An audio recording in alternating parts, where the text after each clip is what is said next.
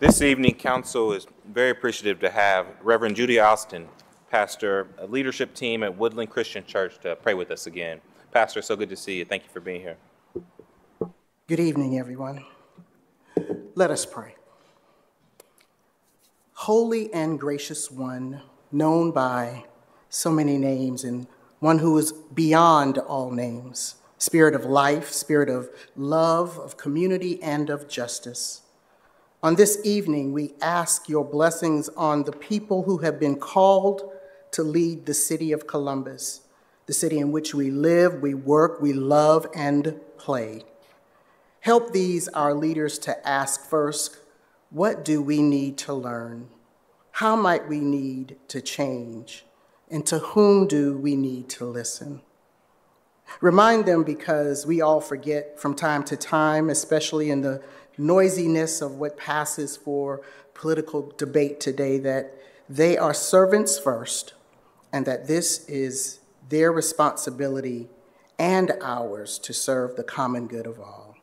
Remind them that no matter where we live, everyone, this gay, straight, transgender, black, white, Hispanic, Asian, Muslim, Jew, Hindu, Sikh, atheist, this all includes our neighbors, our friends, our family, and that they are servants and leaders in this city. Grant them and us the wisdom and courage to know and to do what is right, good, and true. May we all speak out when it's time to speak out, and listen patiently and receptively when it's time to listen. May they and we always be guided by the spirit of community, by the spirit of justice, and by the spirit of love. This we pray in the name of all that we hold sacred and holy. May it be so. Amen. Thank you so much, Pastor. Clerk, please call the roll. Bankston, Brown, Dorans, Favor, Remy, President Harden. Any person who takes any actions to obstruct or interfere with the conduct of tonight's meeting may be charged with disturbing a lawful meeting pursuant to Columbus City Code 2317.12. Any person who enters those areas of City Council chambers reserved for city officials or invited guests may be charged with criminal trespass pursuant to Columbus City Code 2311.21. Can I get a motion to dispense with the reading of the journal? Clerk, please call the roll. Bankston, Brown, Dorans, Favor, Remy, President Harden. Are there any additions or corrections to the journal? Hearing none, the journal is approved. This week's communications received by the city's clerk's office are listed on the agenda and will be published in the city bulletin. Are there any other communications to be read into the record? Not at this time. I want to take a little bit of presidential privilege and kind of go out of order as we go into resolutions by members.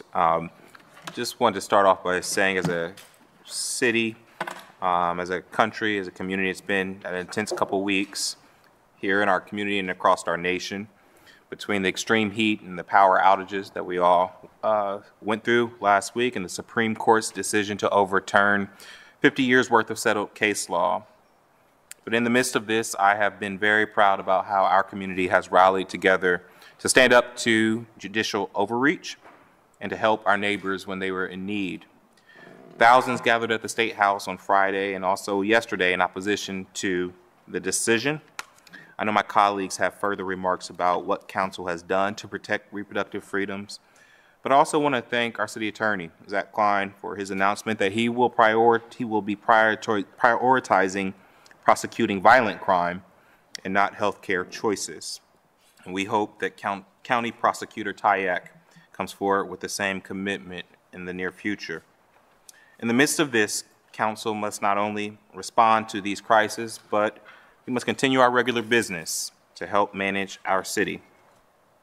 That includes voicing our support for good public servants who have a chance to be elevated to some of the most important positions in our country.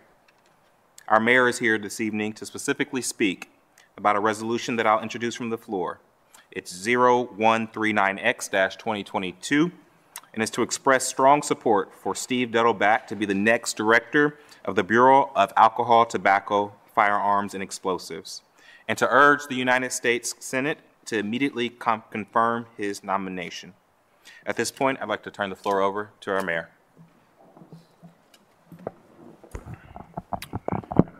Thank you, Mr. President. I almost forgot how these things work, so I appreciate the invitation, and to Council President Hardin, President Pro Tem Brown, and members of Council, thank you all for letting me join you this evening. There is a great deal going on in our community and our country.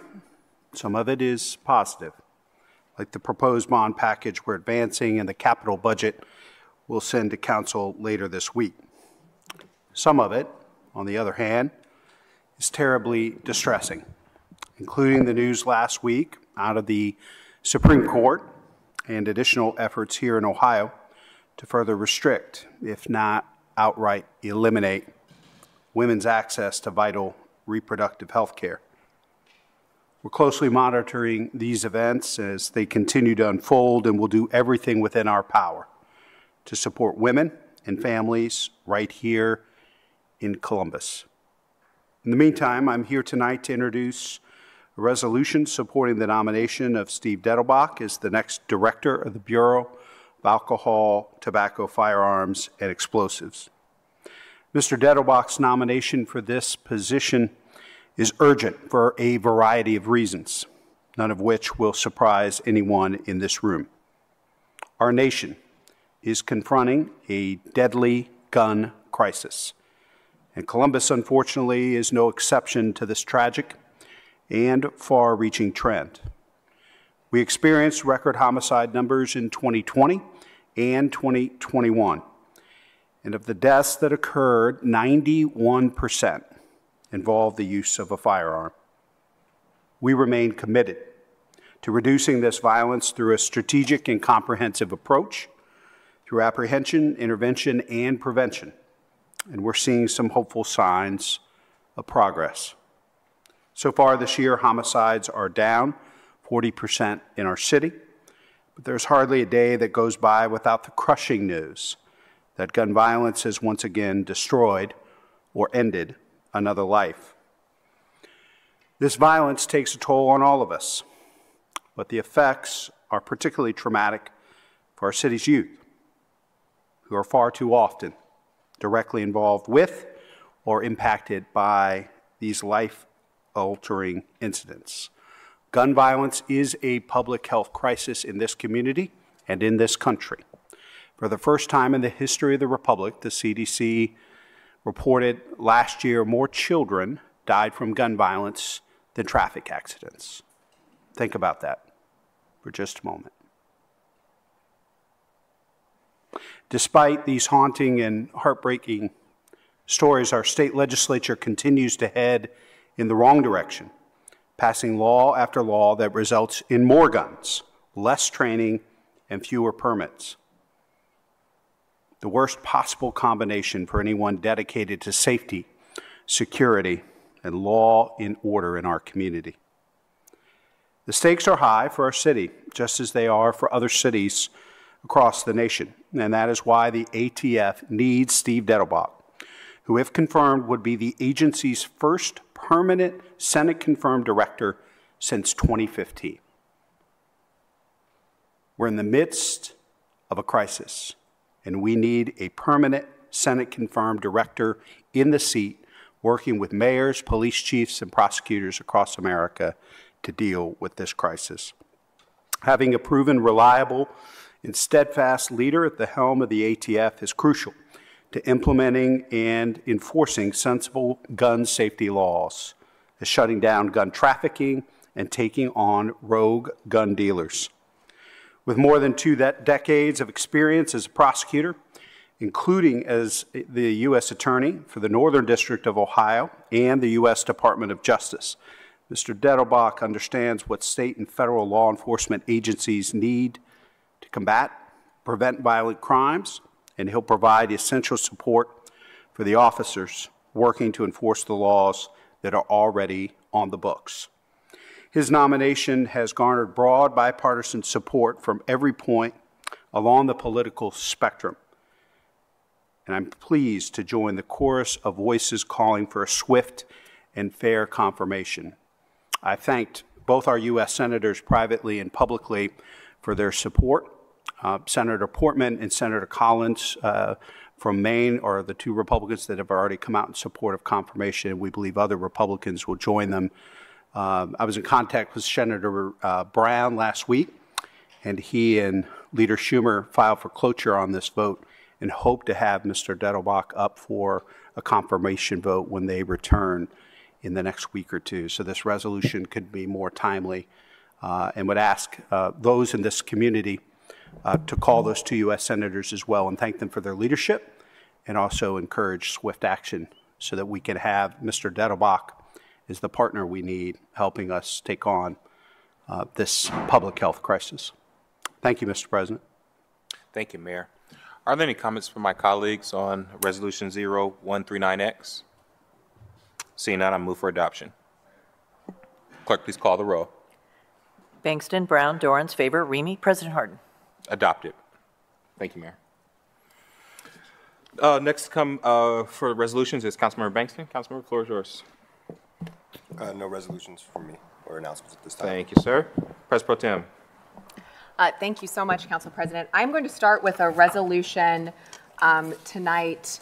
And as I do, may I have Dr. Brian Borland please come to the podium? Resolution 0137X-2022 is to congratulate Base Camp Recovery Center on the opening of their new recovery center in East Columbus and express gratitude for their efforts to help Columbus residents overcome substance abuse addiction. Ohio has one of the highest rates of overdose deaths of any state in the nation, and the COVID-19 pandemic has only made this worse. In 2020, ODH reported that the rate of overdose deaths reached 42.9 out of 100,000 Ohio residents. In Franklin County, that number is 61.1. In response and recognition of this, Base Camp Recovery Center was established in Columbus in 2020 by emergency room trained physicians who have sought to implement a community-wide support system to address the chemical dependency, mental health, and co-occurring needs of a medically underserved population in the greater Hilltop and Franklinton neighborhoods. Base Camp is a community service agency and social enterprise whose mission is to provide quality substance abuse treatment to Central Ohioans. And what I think is important is to recognize that your approach, which is harking back to the emergency room training of you and your co-founder, Dr. Borland, Base Camp welcomes all patients in a manner that recognizes substance abuse addiction as the emergency that it is. That means without an appointment, regardless of ability to pay, you are treated at Base Camp. And this has led to, I know, uncompensated care for the organization, but even more importantly, a lot of treatment for people who otherwise would not have had it. Base Camp has already provided treatment to 1,100 patients since opening, and in early 2022, they opened a new East Side office on Livingston Avenue. That will allow them to serve an additional 1,500 patients over the coming 3 to 4 years. For all those reasons, I'd like to extend this council's congratulations and gratitude to Base Camp Recovery Center for the expansion of your operation and your dedication to helping Columbus residents recover from substance abuse and addiction. Dr. Borland, would you like to offer a few words? Yes, thank you. My name is Dr. Brian Borland, Base Camp Recovery Center's medical director. Dr. Rob Gressel, our co-founder, and I so appreciate this award this evening as the council recognizes Base Camp's work as well as the patients. Base Camp was founded to provide treatment specifically to those without insurance and without the money to pay for substance use disorder treatment. Our service population, located in Franklinton, the Hilltop, and Alum Creek, has some of the highest rates of crime, prostitution, human trafficking, and untreated substance use disorder. Without Base Camp's commitment to this community, many would be forced to go without substance use disorder and mental health treatment. When heroin was replaced by fentanyl, our community suffered devastating consequences. On the front lines, we are seeing even more alarming trends to come. Fentanyl is being mixed into other drugs and pressed into pills. Many of those who use these other drugs, such as stimulants, have no opioid tolerance, making them even more susceptible to a fatal overdose. At this time, all street drugs, including marijuana, should be considered deadly. Basecamp believes that anyone suffering from substance use disorder should be treated as if it's an emergency. We accept anyone who walks through our door, reacting immediately to new patients, even if unscheduled, because this may be the only opportunity we have to get them into treatment. The treatment window may only be seconds to minutes. To date, we have provided $1.1 million in uncompensated care to those who need it. We're in the process of building relationships with the county and the Adam H. Board, the city, and the state to help find funds to treat this vulnerable population. 25% of our patients do not have the means necessary to pay for treatment. That number continues to grow exponentially. Thank you for your time and your recognition of Basecamp Recovery Center today. We greatly appreciate it. Do any of my, I'm going to give you your resolution in a second, so you got to stick around. Do any of my colleagues have questions before I move for passage or adoption? I move for adoption. Clerk, please call the row. Bankston, Brown, Dorans, favor, Remy, President Harden. Adopted. Thank you.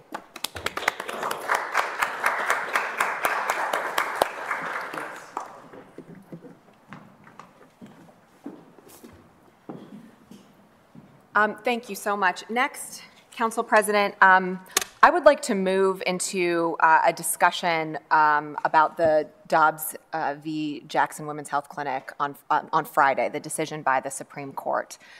To start, I want to acknowledge behind me City Attorney's Office and Department of Neighborhoods, who I'm going to pull into this discussion. In 2021, so last year, we worked on an update to the City of Columbus's anti-discrimination ordinance to provide protections against discrimination on the basis of one's sexual and reproductive health choices. This includes, explicitly in that update, the decision to seek an abortion. The need for these changes was made clear as we engaged with the community to understand what kinds of discrimination residents in Columbus are experiencing with regard to the reproductive health choices they and their families make.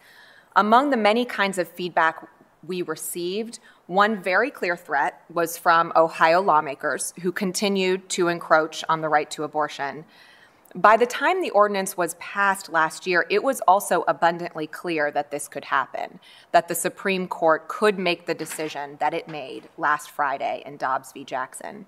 So our code update made several important changes, and it deserves attention and close reading. But the one I want to focus on tonight is Chapter 2331.01, which added sexual or reproductive health decisions and defined that to include decisions about the determination of pregnancy.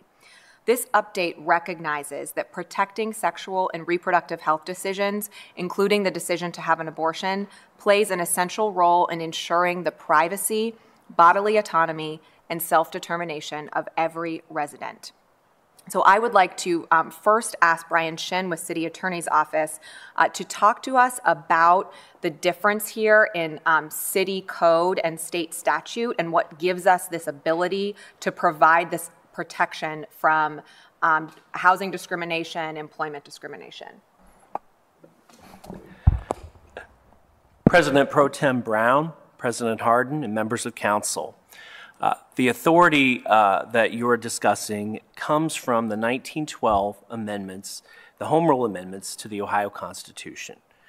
The Supreme Court of Ohio recognized in City of Canton versus State of Ohio that municipalities derive their powers of self-government directly from Section 3, Article 18 of the Ohio Constitution.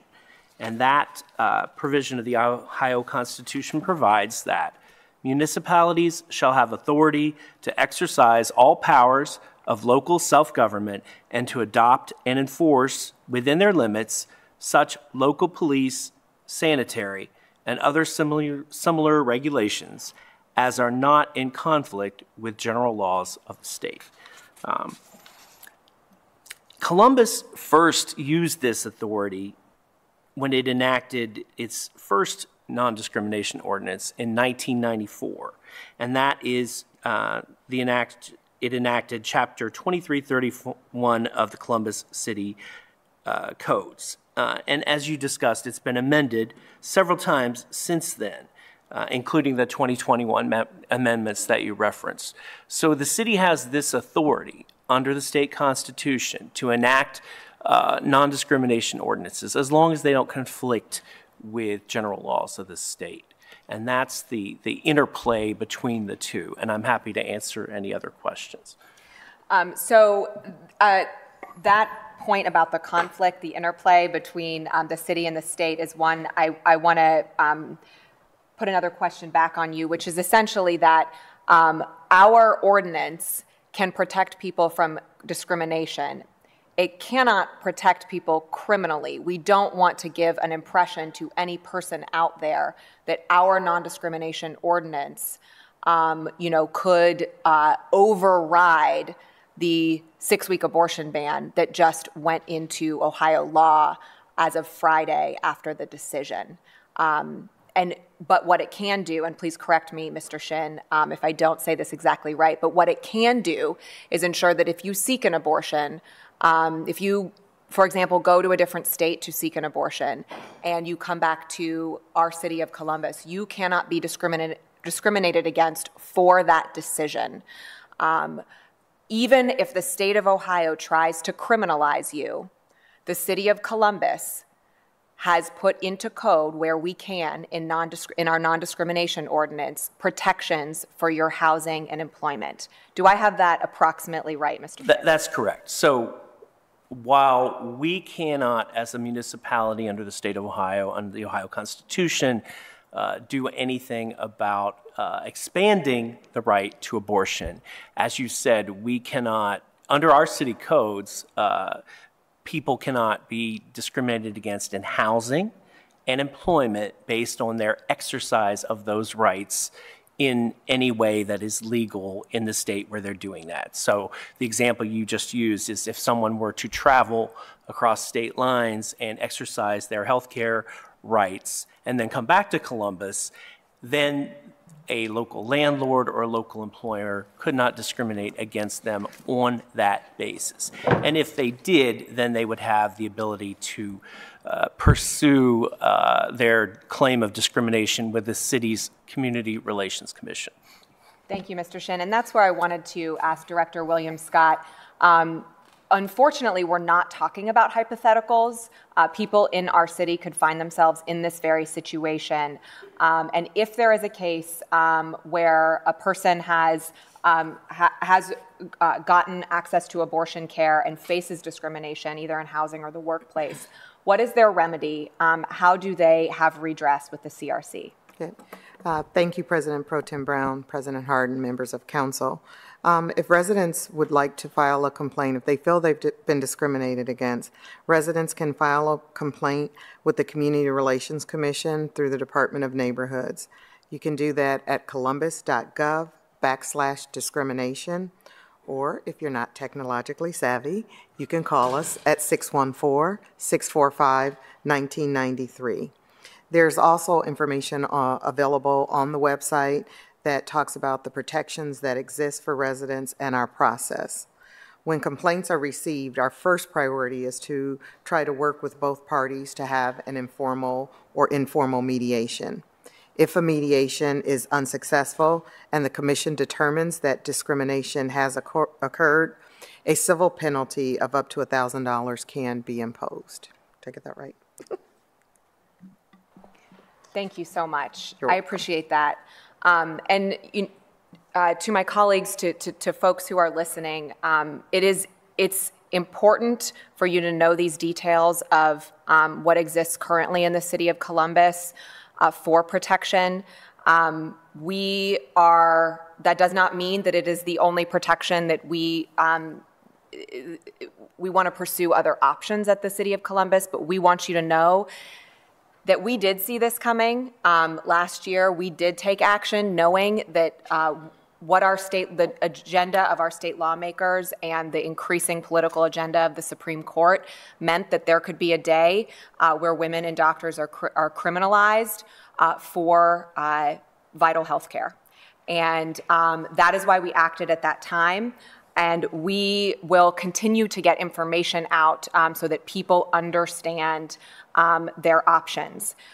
There is a statewide group, Women Have Options Ohio, who can also help you get information if you need access to abortion care. And their website is womenhaveoptions.org. And their phone number is 614-300-7811. Before I pause and ask my colleagues for any comments or questions on what we've gone through here, I just want to take a minute, some personal privilege, point of personal privilege, President Hardin, to say a piece about what occurred on Friday. The ideals of this land, life, liberty, pursuit of happiness, written in the Declaration of Independence, when these things were written, they were only a wish. They were written by a group of white men, many enslavers themselves. They were only a wish for what we wanted this country to be. Nonetheless, these ideals have undergirded for 2.5 centuries the aspiration of this nation. And over time, far too slowly, greater liberties, greater equality was fought for and won by citizens of this country, whether that's voting rights, whether that's the right to marry whomever you love, whether that's the right to bodily autonomy. These rights were too slowly over time won. And we have not completed that American project. We have not lived up to those ideals first written down as simply an aspiration. I want to live in a country where I tell my children that the project is ongoing, that we can win greater freedoms and pursue the next and continue to climb that ladder.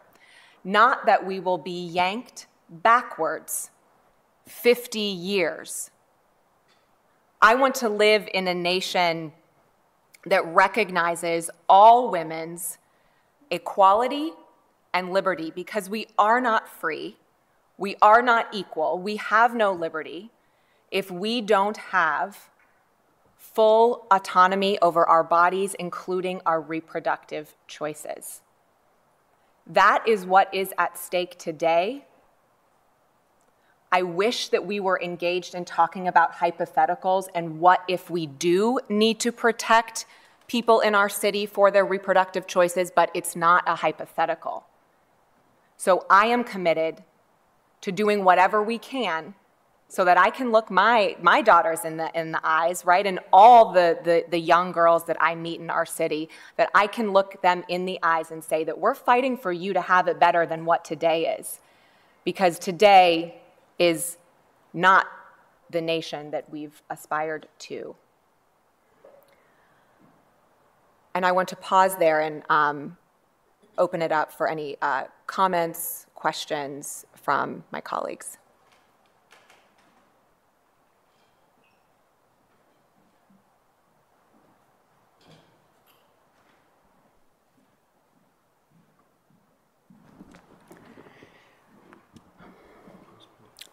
I share the same sentiment of sheer frustration and utter disappointment that has been expressed by my colleagues for the decision that was made by the Supreme Court of the United States to overturn over 50 years of precedents.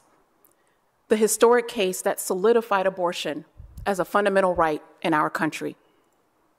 We have seen over the years, through the Supreme Court, other fundamental rights that were created, such as the right to contraception, the right to marry who you choose, whether that's a person from a different race or someone who shares the same gender as you, the right to travel, and the right to privacy that were born out of case law, just like Roe v. Wade.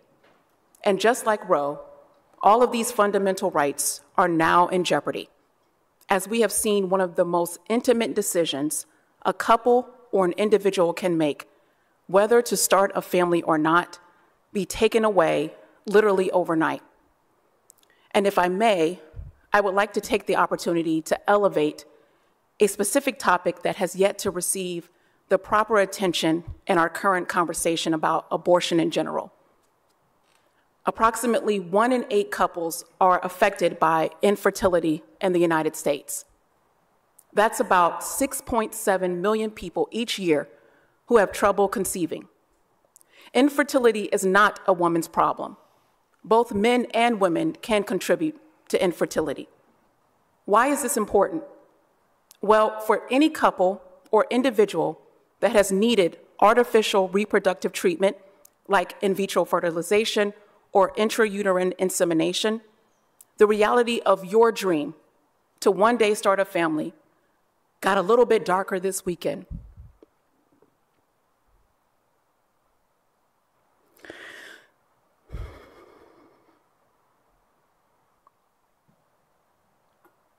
As many of these procedures include the creation of embryos, which are later transferred with the hope of implantation and a live birth. But the reality is that only 50% of IVF procedures result in live births, which means that in those instances where implantation has failed or that woman has experienced a miscarriage, also known as a medical abortion, that woman's life is in danger up until the moment the tissue has been expelled or removed. And in these instances, which are more common than many people know, time is of the essence for the health, safety, and life of the mother. And now, in the state of Ohio, if you're past the 6-week mark, you could be in jeopardy of criminal sanctions as a doctor or mother if an abortion is performed that would arguably save the life of the mother, as many doctors will now be extremely cautious in advocating for a natural miscarriage, which can take weeks to fully complete, as opposed to a D&C, which is immediate, or a pill that aids the miscarriage along. So think about that. You've just received the most devastating news that you have lost your baby, that you have hoped and dreamed of. And now, because you may be beyond the 6-week mark, which is more than likely, you will need to literally wait and sit for the most horrible part to happen, which can happen days or weeks later. For those women and couples who have experienced miscarriage, you know that the instances of infection, hemorrhaging, sepsis, depression, and even death are very much real. These are not decisions that should be made by any political body, but a private decision that should be made by a doctor and the individual or couple. We must also consider what this decision means for couples affected by infertility in general. Will I now have to transfer every embryo that has been created? Will I no longer have the autonomy to destroy embryos that I have created and forced to give them to someone else?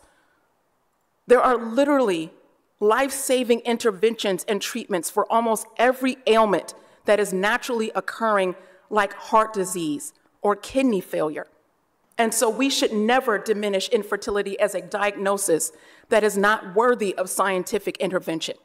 Whether to adopt, use a surrogate, have surgery, or pursue IVF is a decision that is never made lightly and should never be the counter-argument to a couple or individual that wants to start a family. This decision is a direct violation of the rights of anyone who can get pregnant, and in keeping with a long history of patriarchal control over childbearing bodies. It is hypocritical and a shame to ban abortion rights in the same week the court expanded gun rights, at a time where gun-related deaths are at an all-time high. Friday's ruling is an attack on people of color, people of low income, marginalized individuals with no health insurance, victims of rape and incest, infertile people, and those who live in healthcare deserts. It is a blow to bodily autonomy, reproductive health, patient safety, and health equity in the United States.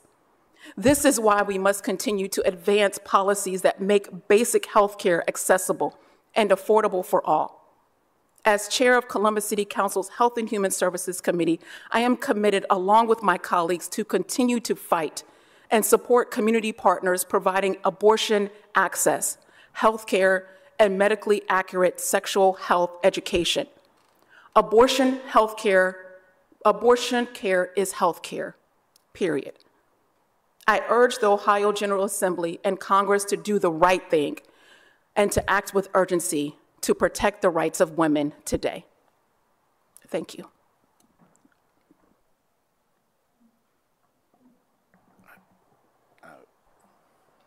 Councilmember Remy. Thank you. It's almost surreal what we've seen happen in this past week, from my colleague mentioning the decision on, it defies logic that, you know, the states don't have rights to make gun laws, but then we're going to turn around on reproductive rights and turn it back to the states. We know how we got here.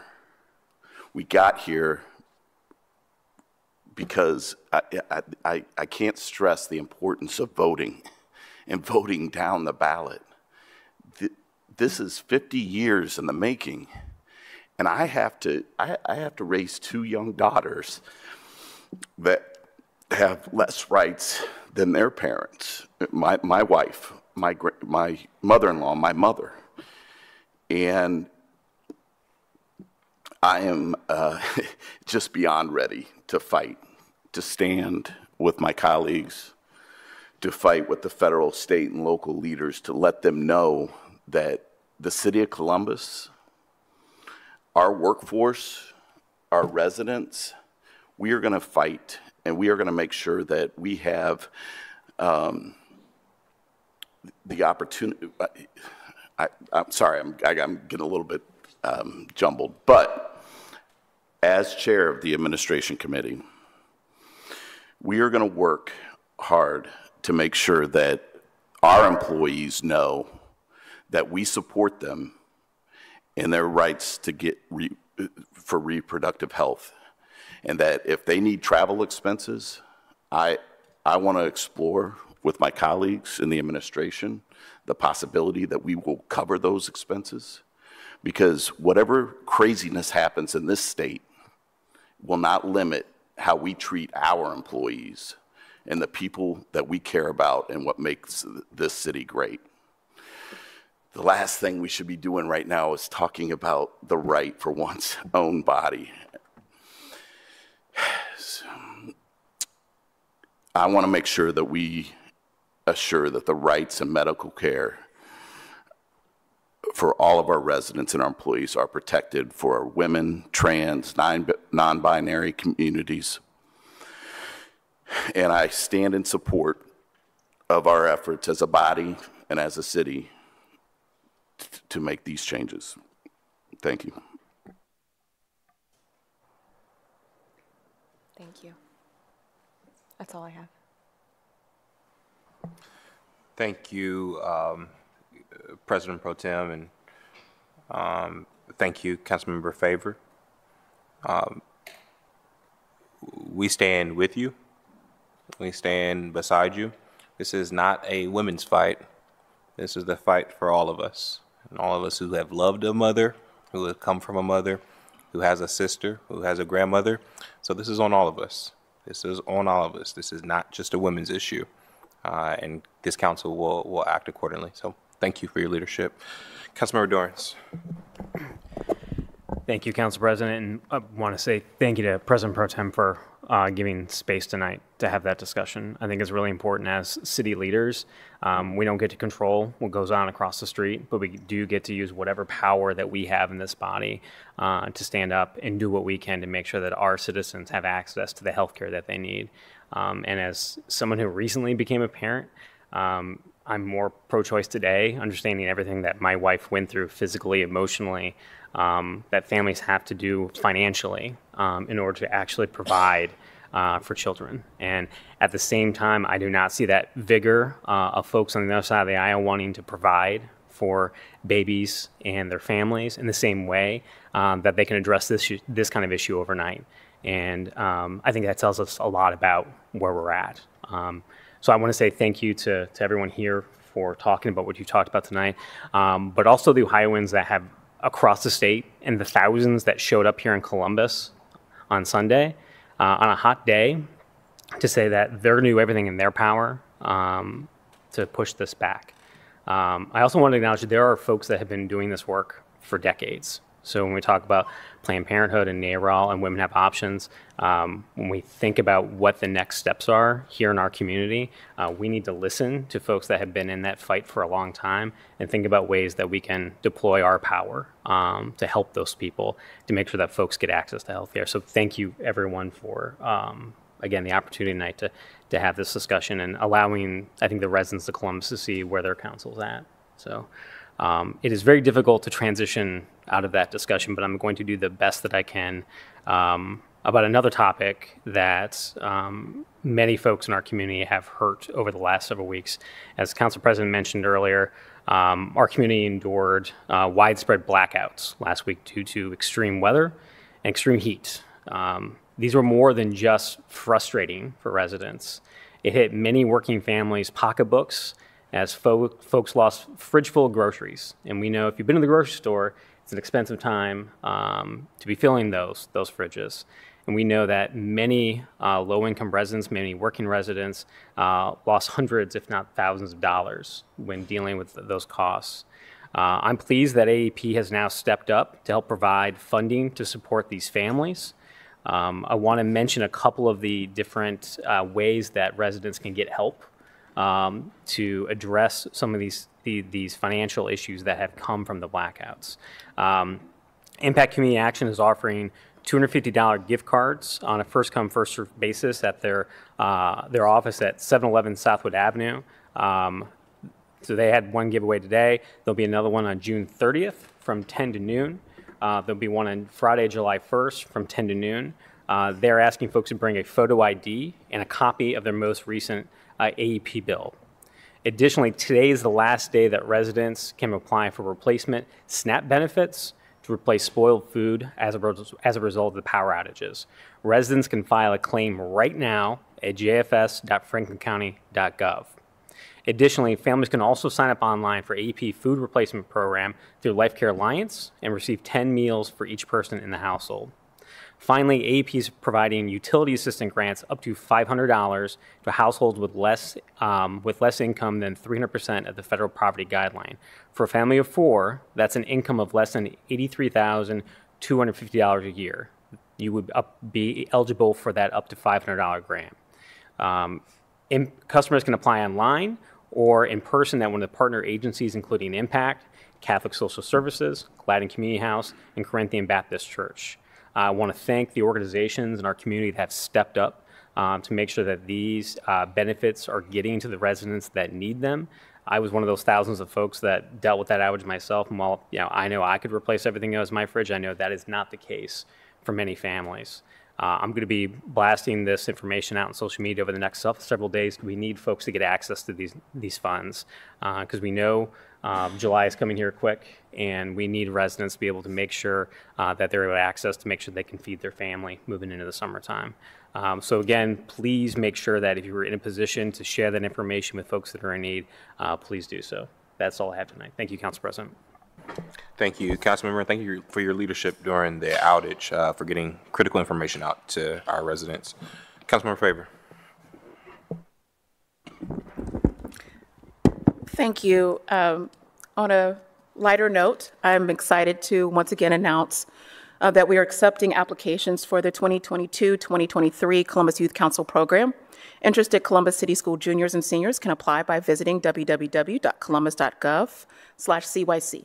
The Columbus Youth Program gives Columbus High School juniors and seniors an opportunity to immerse themselves in city government and learn how they can become stewards in their community. Students selected will participate in several lessons dealing with topics such as the structure of city government, city development, what municipalities can and cannot do, and much more. The application period closes on June 29th, so please make sure you continue to spread the information. Also, on Wednesday, June 29th, I invite you all to attend our Housing for All Town Hall. Last year, I championed the Housing for All legislative package, which works to advance fair, affordable housing strategies for all in our community. Included in the package is a ban on source of income discrimination, making it illegal for landlords to refuse to rent to a prospective tenant based on his or her source of income. Renter's choice, which provides tenants with 3 different options to pay their security deposit. And last but certainly not least, rental receipt, requiring landlords to provide a rental receipt to tenants who pay with cash or money order, establishing an important protection for both tenants and landlords. In order to ensure that tenants and property owners alike are aware of their rights and are in compliance with this legislation, we are hosting the Housing for All education campaign launch and town hall event on Wednesday, June 29th at 5:30 p.m. For more information and to receive the RSVP link, please email my legislative assistant, Anissa Lieben, at aaliban@columbus.gov. That is all. Thank you, Council President. Thank you, Councilmember. Councilmember Remy. Thank you very much, Council President Harden. I would like to thank my colleague, Councilmember Dorrance, for championing the cause on the power outages. It was a trying time for so many of our residents. I also want to call out AEP and just the fact that we, as city leaders, community leaders, should not have to read in the media how to respond to our constituents. The president of AEP wasn't getting called when the power was out, but we sure were. And I have not met anybody from AEP, from their government affairs department, and I wanted to be clear about that fact. And I know the mayor was just as pissed. This body was upset about it. That is not acceptable. Same goes with Columbia, for that matter, who's trying to raise their distribution fee from $17 a month to $46 per month. If you haven't noticed this, you should look into it, go to PUCO and file your comments about that, because that is an astronomical raise. Again, no government affairs people are calling on us about that. And if they're not calling on us, they certainly aren't. It just blows my mind. Anyway, I'd like to remind everybody that Red, White, and Boom's coming up, and we are very excited about it. We are looking forward to having such a big group of people downtown. We want everybody to be safe. I've been in constant contact with the chief, and I know her plans are coming together nicely. We're looking forward to a great celebration. But I also want to reiterate fireworks. With, we legislated the ban on fireworks in the city of Columbus. It's been in place since the mid-90s. But poppets, sparklers, those are great. Do them. Have your kids have a ball with that. Things that go in the air, commercial grade fireworks, they're not allowed in the city of Columbus. Be clear about that. Leave those to the professionals. We want everybody to be safe. We want our property to remain safe in the city of Columbus. And so look forward to a great celebration this weekend in a very, very safe way. That is all I have. Thank you, Council President. Thank you, Councilmember. That's a good final note on Red, White, and Boom. We're really excited. One thing that Columbus does well is we have big events, but it will be a safe event. It will be a safe event. And so we expect everybody who's coming downtown this Friday to do so with the spirit of celebration. Remember that there are going to be children and families gathering. We normally top over 500,000 folks. So we expect a safe celebration for the holiday weekend, and we are all looking forward to it. Before we move on, I just wanted to shout out or to acknowledge the work of Councilmember Rosa De Padilla. She's not able to be here this evening, but her team, Councilmember Remy, the community affairs team, held an amazing event this weekend, the International Summit at Linden Recreation Center. With all, again, that's going on in the world, it was really good to come together. It was the most Columbus thing that we could do, which was come together, celebrate folks from all around the world who make Columbus who we are and home. So just thanks to the council team that pulled that off. Are there any comments from City Attorney, Auditor, City Treasurer? Seeing none, at this time, I request the following ordinance to be removed from the consent action portion of the agenda. It is 0108X-2022, and it's coming out of the Economic Development Committee. Are there any other requests by members of council for the removal of an ordinance? Seeing none, may we now have a motion to waive readings of 30-day legislation by the city clerk? Clerk, please call the roll. Bangston, Brown, Dorans, favor, Remy, President Harden.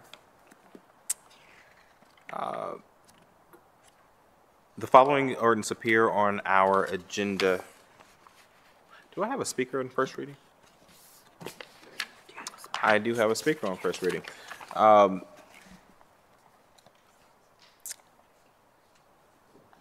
We have one speaker on our first reading. Please. First reading of 30-day legislation, Finance Committee, ordinances 1710, 1754-2022. Recreation and Parks Committee, ordinances 1332, 1599-2022. Public Utilities Committee, ordinances 1586, 1600, 1624, 1717, 1752, 1753, 1762-2022. Housing Committee, ordinances 1868, 1869, 1870, 1871, 1872, 1873, 1874, 1875, 1876, 1877, 1878, 1879, 1880, 1881, 1882, 1883, 1884, 1885, 1886, 1887, 1888, 1889, 1890, 1891, 1892-2022. Health and Human Services Committee, ordinances 1525 and 1566-2022. Public Safety Committee, ordinances 1644, 1650, 1751-2022.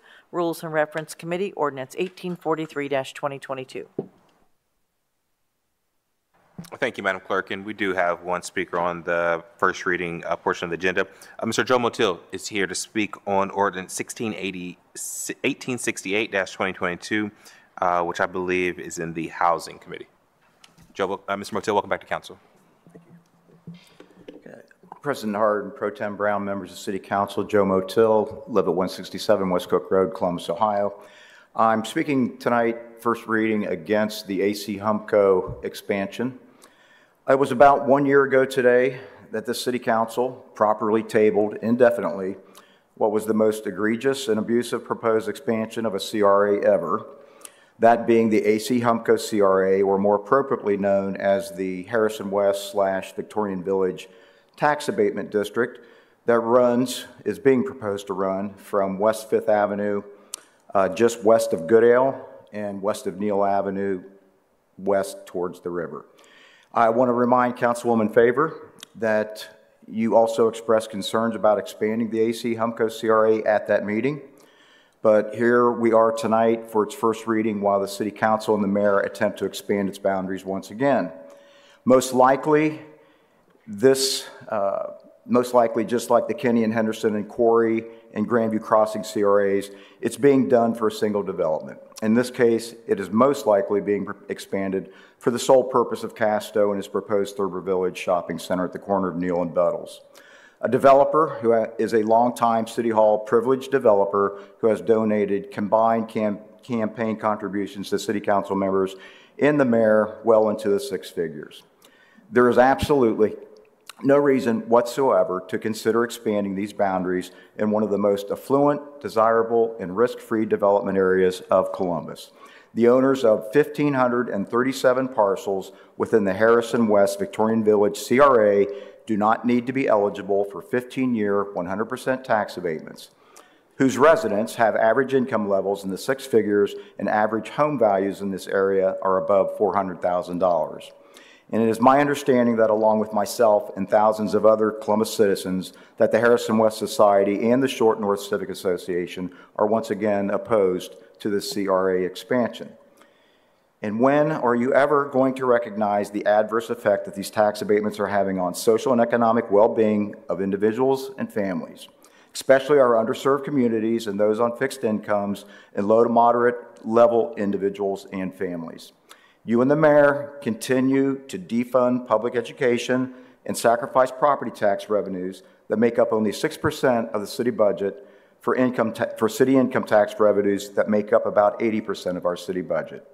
I would hope that this City Council has enough sense to once again remove this proposed expansion from its list of amended CRAs that were on the agenda for first reading, and that this expansion does not warrant a second reading. Thank you very much. I'd be happy to answer any questions. Thank you, Ms. Motil. As this is a first reading, we will have more to say if we bring that back for a second reading. Okay. Thank you, sir. Thank you. Are there any other questions or comments on the first reading portion? The following ordinance appear on our agenda as consent action. Will the clerk now read those into the record? Resolutions of Expression 138X and 136X-2022.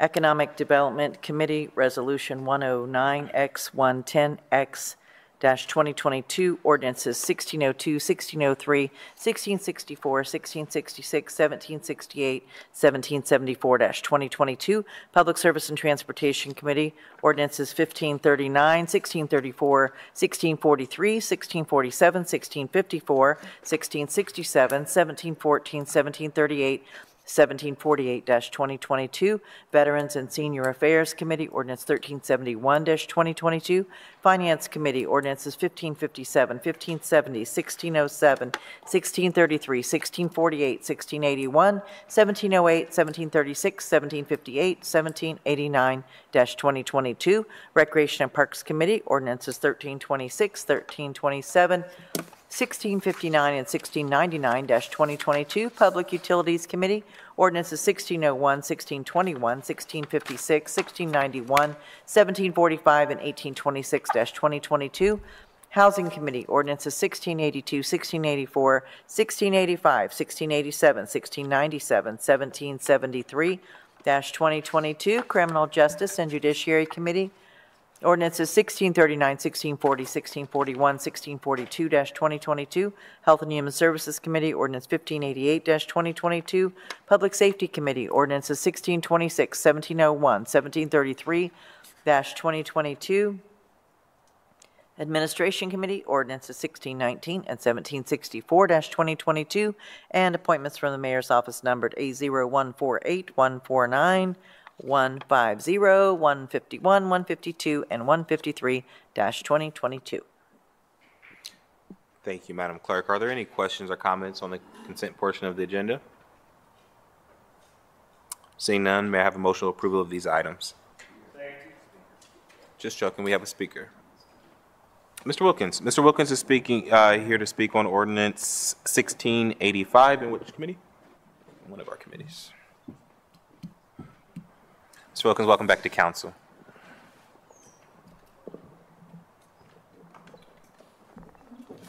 Sixteen 12 Arlington Avenue, Mr. Lathan George Wilkins. Again, it seems like we have these properties in a land bank, and once again, I guess there's 3 properties located at 507 and 510 Reinhardt Avenue. And again, you know, I would like to know the time, how long these properties have been in a land bank, and if there were vacant homes at that time. And again, I'm not going to be for this for several reasons, because I don't know if those was houses sit there, if they was in bad condition, and I don't know that. I don't know the time frame, what those houses was, or if there was apartment complexes at the time. But I would be not for this for one reason only, is because it seems like we'll forget about lending. And the only reason why I'm not for this is for one particular house on Genesee Avenue, and that was 1415 Genesee Avenue, and because it was held by the land bank, and it still is to this day. And today it still sits as vacant land.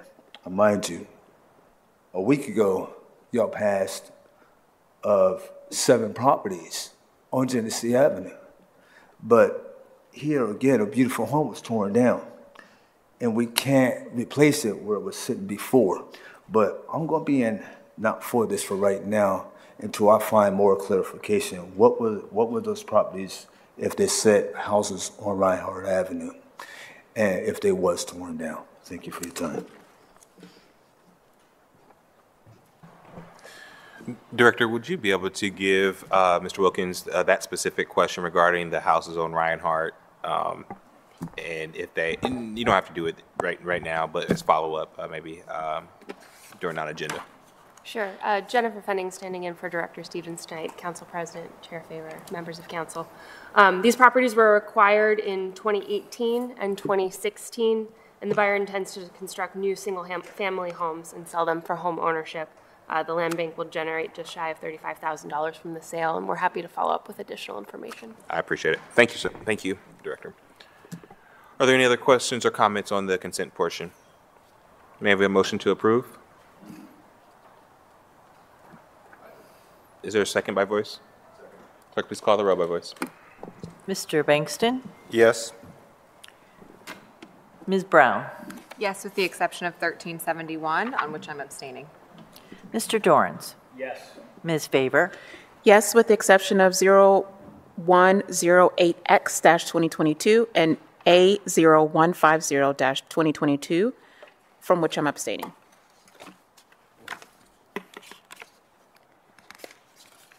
I think. Gotta say that right. 01108 was removed, was it not? Let me look. Yes. Yes, that one was removed. So we'll do that one separate. Okay. Yes. My apologies. Okay, Mr. Remy. Yes. President Harden. Yes. Ordinance are passed with the noted exceptions. We're going to now proceed with the second reading of 30-day and tabled legislation. The first committee to come before council is the Technology Committee.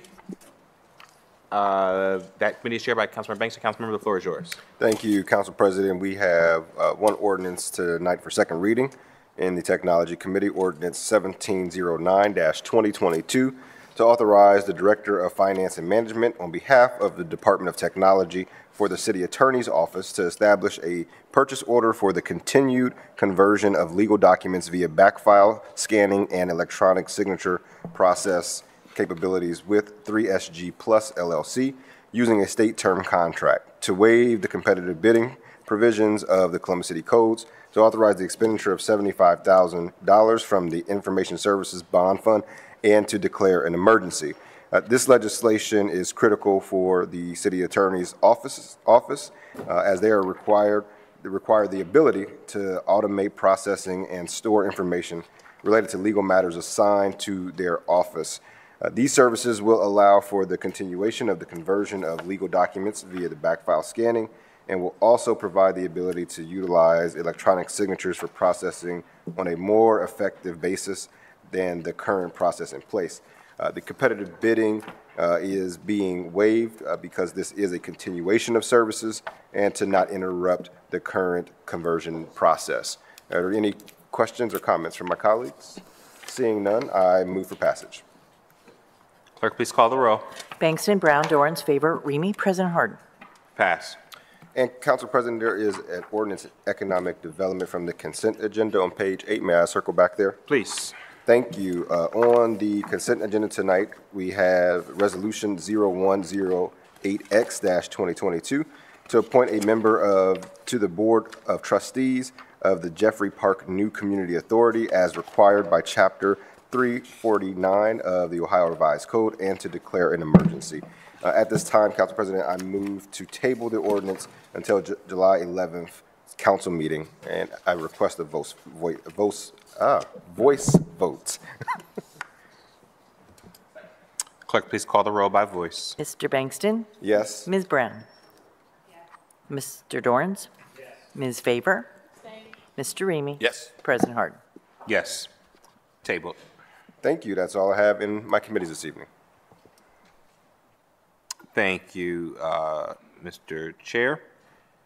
The next committee to come before council is the Public Service and Transportation Committee.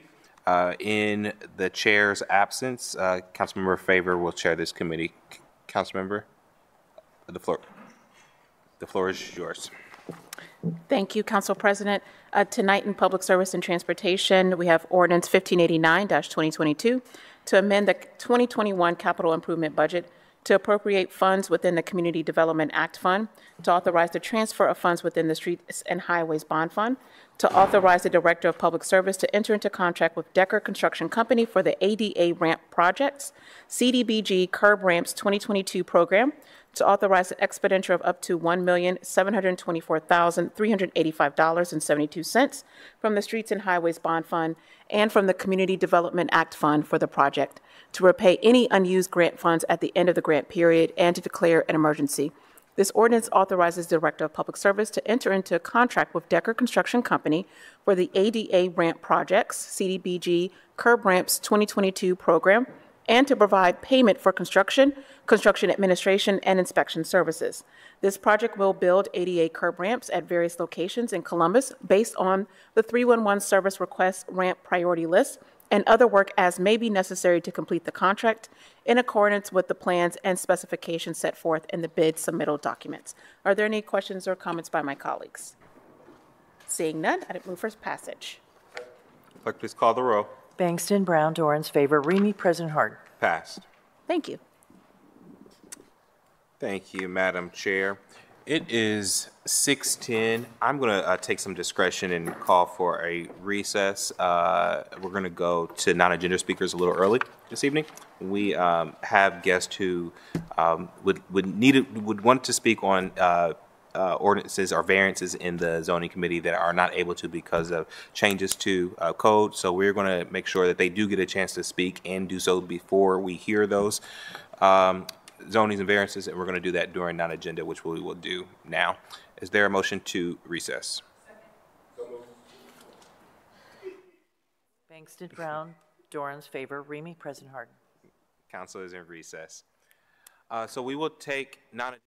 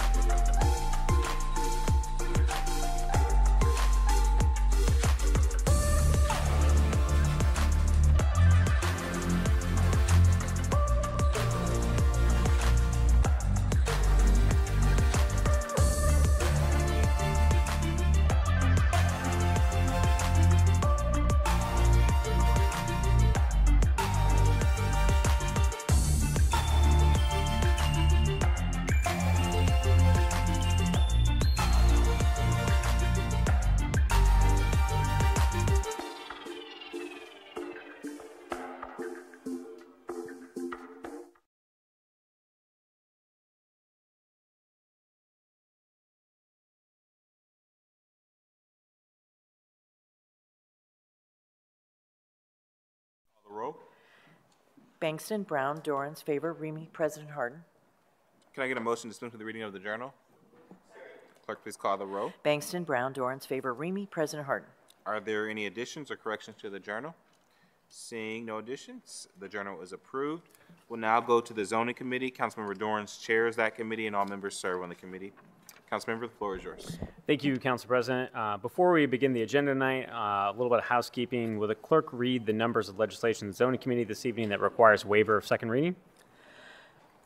0289-2022, ordinances 1668, 1674, 1676, 1713, 290, 1669, 1677, 1705, 1715, and 1734-2022. Thank you, Clerk. I now move to waive second reading on those items that have been read. Clerk, please call the roll. Bangston, Brown, Dorans, favor, Remy, President Harden. Waive. Thank you. And then we'll now move into the agenda and allow me briefly to explain our current rules pertaining to speaking before council on rezoning and variances. We will only hear staff presentations for ordinances that have disapproval from a recommending body, or if we have a public speaker who signed up to speak against the ordinance. This evening, we have 4 public speakers signed up to speak.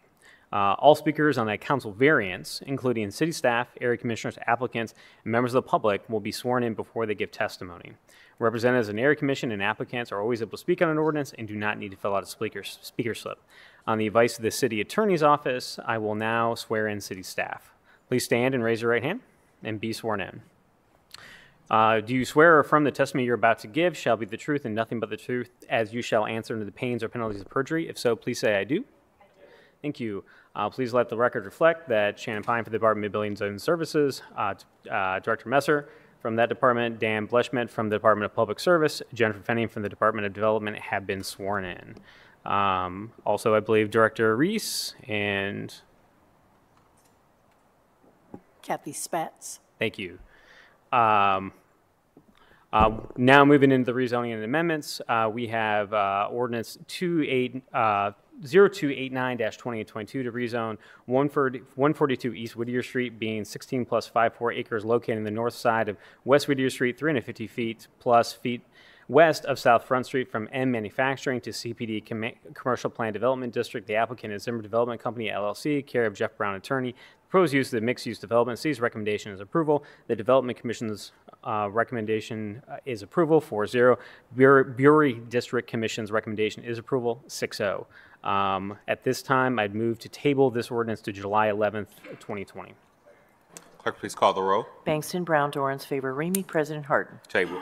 Thank you. Next, we have ordinance 1668-2022 to rezone 5050 Warner Road, being 7.68 plus acres located in the northeast corner of Warner Road and Lime Rock Drive from the R Rural District to LAR1 Limited Apartment Residential District. The applicant's preferred living, care of Dave Perry, agent. Proposed use of a multi-unit residential development. City's Department recommendation is approval. The Development Commission's recommendation is approval, 6-0. The Rocky Fork Black Accord Implementation Panel is approval, 5-0.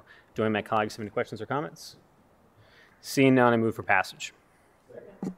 Clerk, please call the roll. Bangston, Brown, Dorans, favor, Remy, President Harden. Pass. Thank you. Next, we have 1670-2022 to rezone 2535 Limbaugh Road, being .34 plus acre located on the west side of Limbaugh Road at the terminus of Limbaugh Road and Bridge Hill Drive from LR2 Limited Residential District to R2 Residential District. The applicant is Hannah Bubbar. The proposed use is the above-ground swimming pool for an existing single-unit dwelling. City Department recommendation is approval. Development Commission recommendation is approval, 6-0. Westland Area Commission recommendation is approval, 9-0. Do any of my colleagues have any questions or comments? Seeing none, I first move to amend to emergency. Clerk, please call the roll. Bangston, Brown, Dorans, favor, Remy, President Harden. Amended. I now move for passage as amended. Clerk, please call the roll. Bangston, Brown, Dorans, favor, Remy, President Harden. Passed. Thank you, and congratulations on the swimming pool.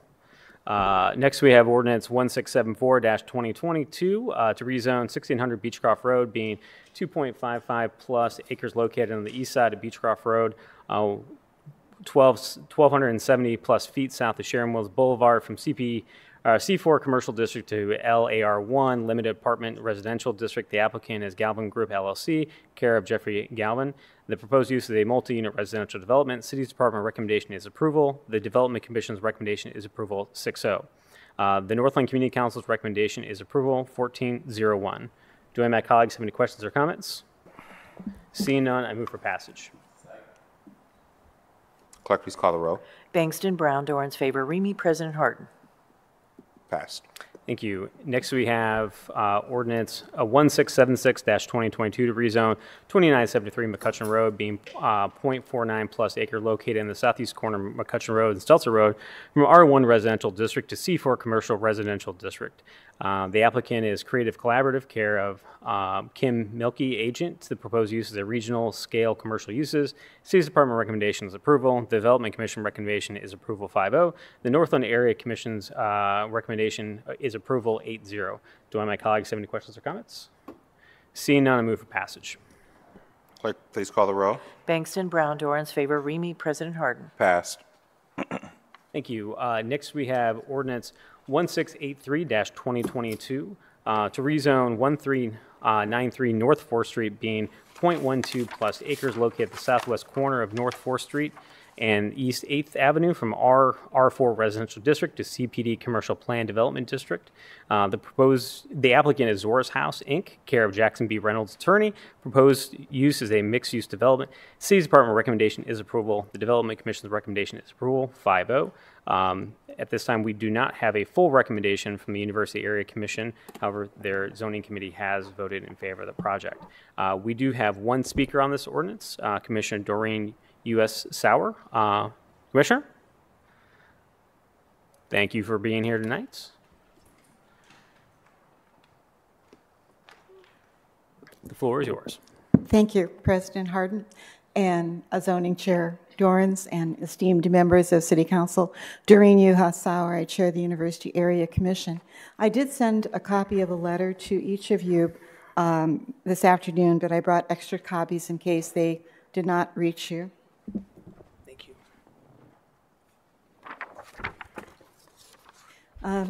I really am here tonight because I need to apologize both to the applicant and to the ever-patient attorney for Zora's House, and certainly to you, Commissioner Dorans, because I take very seriously the charge that you've given area commissions, that they hear cases, they deliberate them, they deliver in an expedient manner and report back to you.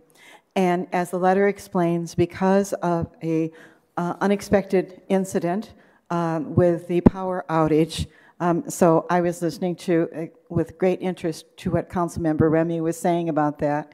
We found out only a few hours before our area commission was to meet to discuss the final variance for Zora's House, the one that had to do with line of sight, that the building was closed to us and locked down, and we were unable to meet that evening.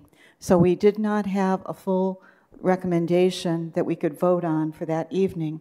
However, the zoning committee had voted approval and was bringing that proposition to the full area commission that evening. But because of that, I feel it was important for me to appear and explain to you that this in no way reflected anything on the applicant, and in fact, all of the variances up until that time had been approved by the Area Commission. We really look forward to moving ahead with Zora's House, and also wanted to especially thank the applicant and the attorneys for being so patient with us. It certainly is back in your hands since we have no final determination. And if there's anything I can answer for you, I'm happy to do that. Do my colleagues have any questions or comments? Chair, I want to thank you for being here tonight. This is obviously a very exciting project for the community, and I know but for the blackout, the commission would have done their job in an expedient manner, and based upon my conversations with you and with others, We would normally never vote on something that has not went fully before the commission yet, understanding that this has had approval at the zoning committee level, but based on these discussions, as the chair, I feel comfortable with moving forward here. This is an exception's exception given all the circumstances surrounding this, so I appreciate you being here tonight to express your strong support and allow my colleagues the opportunity to ask questions if they have any. I can honestly say, in 38 years of doing this, we've never canceled a meeting before. So they are extraordinary times, but thank you. Indeed. Well, thank you again for being here. Again, any additional questions from council members at this point? At this point, I move to waive second reading with a voice vote. Clerk, please call the roll. Mr. Bankston? Yes. Ms. Brown? Mr. Dorrance? Yes. Ms. Favor? Mr. Remy? President Harden? Yes, waived. I now move for passage with a voice vote. Clerk, please call the roll by voice. Mr. Bankston? Yes. Ms. Brown? Mr. Dorrance? Yes. Ms. Favor? Mr. Remy? President Harden? Yes. Passed. Thank you. Last rezoning we have is to rezone 3336 East Fifth Avenue, being 3.45 plus acres located at the northwest corner of Fifth Avenue and Seltzer Road from R4 Residential District to M Manufacturing District. The applicant is MAK Engineering Services, LLC, care of Nina Harrington. The proposed uses of manufacturing uses. City's Department recommendation is approval. The Development Commission recommendation is approval 5-1. The East Columbus Civic Association's recommendation is approval. Do any of my colleagues have any questions or comments? Seeing none, I move for passage. Clerk, please call the roll. Bankston, Brown, Dorrance, Favor, Remy, President Harden? Passed. Thank you. We now move into the council variance portion of the committee. First, we have 0290-2022 to grant a variance provisions of section 3356.03 C4 permitted uses, 3361.02 permitted uses, and 3312.49 C. Minimum number of parking spaces required for the of the Columbus City Codes, the property located at 142 West Whittier Street, to permit ground use for residential uses and reduce parking in the CPD Commercial Plan Development District. And the applicant is Zimmer Development Company, LLC, care of Jeff Brown Attorney. Proposed use of the ground floor residential uses. The City's Department recommendation is approval. The Brewery Commission recommendation is approval 6-0. This is a variance companion to the rezoning we tabled earlier. Therefore, I move to table this variance to our meeting on July 11th, 2022. Clerk, please call the roll. Bankston, Brown, Dorrance, Favor, Remy, President Harden? Table. Thank you. Next, we have variance 16669-2022 to grant a variance provisions of section 33333.255 perimeter yard of the Columbus City Codes to the property located at 5050 Warner Road to permit a reduced perimeter yard for an apartment complex in the LAR1 Limited Apartment Residential District. The applicant is Preferred Living, care of Dave Perry, agent. Proposed use is a multi-unit residential development. City's Department recommendation is approval. The Rocky Fork Blacklick Accord Implementation Panel's recommendation is approval 5-0. Do any of my colleagues have any questions or comments?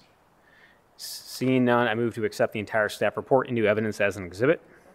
Clerk, please call the roll. Bankston, Brown, Dorrance, Favor, Remy, President Harden? Accept it.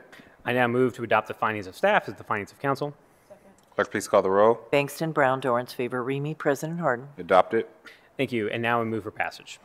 Clerk, please call the roll. Bankston, Brown, Dorrance, Favor, Remy, President Harden? Passed. Thank you. Next, we have variance 1677-2022 to grant a variance from the provisions of section 3356.03 C4 permitted use of the Columbus City Codes to the property located at 2456 West Broad Street to permit a single unit dwelling in the C4 commercial district. The applicant is Degas Real Estate Solutions, care of Jeff Brown Attorney. Proposed use is a single unit dwelling. City's Department recommendation is approval. The Greater Hilltop Area Commission recommendation is approval 13-0. Do I have my colleagues have any questions or comments? Seeing none, I move to accept the entire staff report into evidence as an exhibit. Second. Clerk, please call the roll. Bankston, Brown, Dorrance, Favor, Remy, President Harden? Accept it. Thank you. Next, I move to adopt the findings of staff as the findings of council. Second. Clerk, please call the roll. Bankston, Brown, Dorrance, Favor, Remy, President Harden? Adopt it. I next move to amend as submitted to the clerk. Second. Clerk, please call the roll. Bankston, Brown, Dorrance, Favor, Remy, President Harden? Amend it. And finally, I move for passage as amended. Clerk, please call the roll. Bankston, Brown, Dorrance, Favor, Remy, President Harden? Passed. And next we have variance 1705-2022 to grant a variance provisions of section 3332.38H, private garages, and 3332.38G, private garages, the Columbus City Codes for the property located at 253 Lansing Street to permit a habitable space above a detached garage with increased height in the R2F residential district. The applicant is Patrick and Sarah Artem. The proposed use of the habitable space / guest suite above a detached garage. City's Department recommendation is approval. The German Village Commission's recommendation is approval 401. Do any of my colleagues have any questions or comments? Seeing none, I move to accept the entire staff report into evidence as an exhibit. Clerk, please call the row. Bangston, Brown, Dorans, favor, Remy, President Harden. Accept it. Thank you. I now move to adopt the findings of staff as the findings of council. Clerk, please call the row. Bangston, Brown, Dorans, favor, Remy, President Harden. Adopt it. And finally, I move for passage. Clerk, please call the row. Bangston, Brown, Dorans, favor, Remy, President Harden. Passed. Thank you. Next, we have variance 1715-2022 to grant a variance from provisions of section 3332.039 R4 Residential District, 3312.49B, minimum number of parking spaces required, 3332.25B, maximum side yards required, 3332.26, minimum side yards permitted, and 3332.27 rear yard of the Columbus City Codes. The property located at 400 Ryan Avenue to permit a shared living facility in the R4 residential district and to repeal ordinance number 1319-2021 passed June 7th, 2021. The applicant is Jordan Fillmore. The proposed use is a shared living facility. The City's Department recommendation is approval. The Greater Hilltop Area Commission recommendation is approval 13-0. Do my colleagues have any questions or comments? Seeing none, I move to accept the entire staff report into evidence as an exhibit. Clerk, please call the row. Bangston, Brown, Dorans, favor, Remy, President Harden. Accept it. Next, I move to adopt the findings of staff as the findings of council. Clerk, please call the row. Bangston, Brown, Dorans, favor, Remy, President Harden. Adopt it. And finally, I move for passage. Clerk, please call the row. Bangston, Brown, Dorans, favor, Remy, President Harden. Passed. Thank you. Next, we have variance 1734-2022 to grant a variance provisions of section 3363.01 M Manufacturing District, 3309.14A Height Districts, 3312.49 minimum number of parking spaces required, 3363.24 D2 building lines, and 3363.27 B1 height and area regulations of the Columbus City Codes. The property located at 1826 East Livingston Avenue to permit a mixed-use development with reduced development standards for the M Manufacturing District. And the applicant is Woda Cooper Companies, care of Dave Perry Agent. The proposed use is a mixed-use development. City's Department recommendation is approval. Livingston Avenue Area Commission's recommendation is approval 5-2. As we have public speakers here to testify on this variance, we will now have a staff presentation. Ms. Pine? Good evening. The site consists of one parcel developed with a 54,269 square foot warehouse and is zoned in the manufacturing district. The requested council variance will permit a mixed-use development containing up to 124 apartment units and 5,500 square feet of commercial space. A council variance is necessary because multi-unit residential uses are not permitted in the manufacturing district.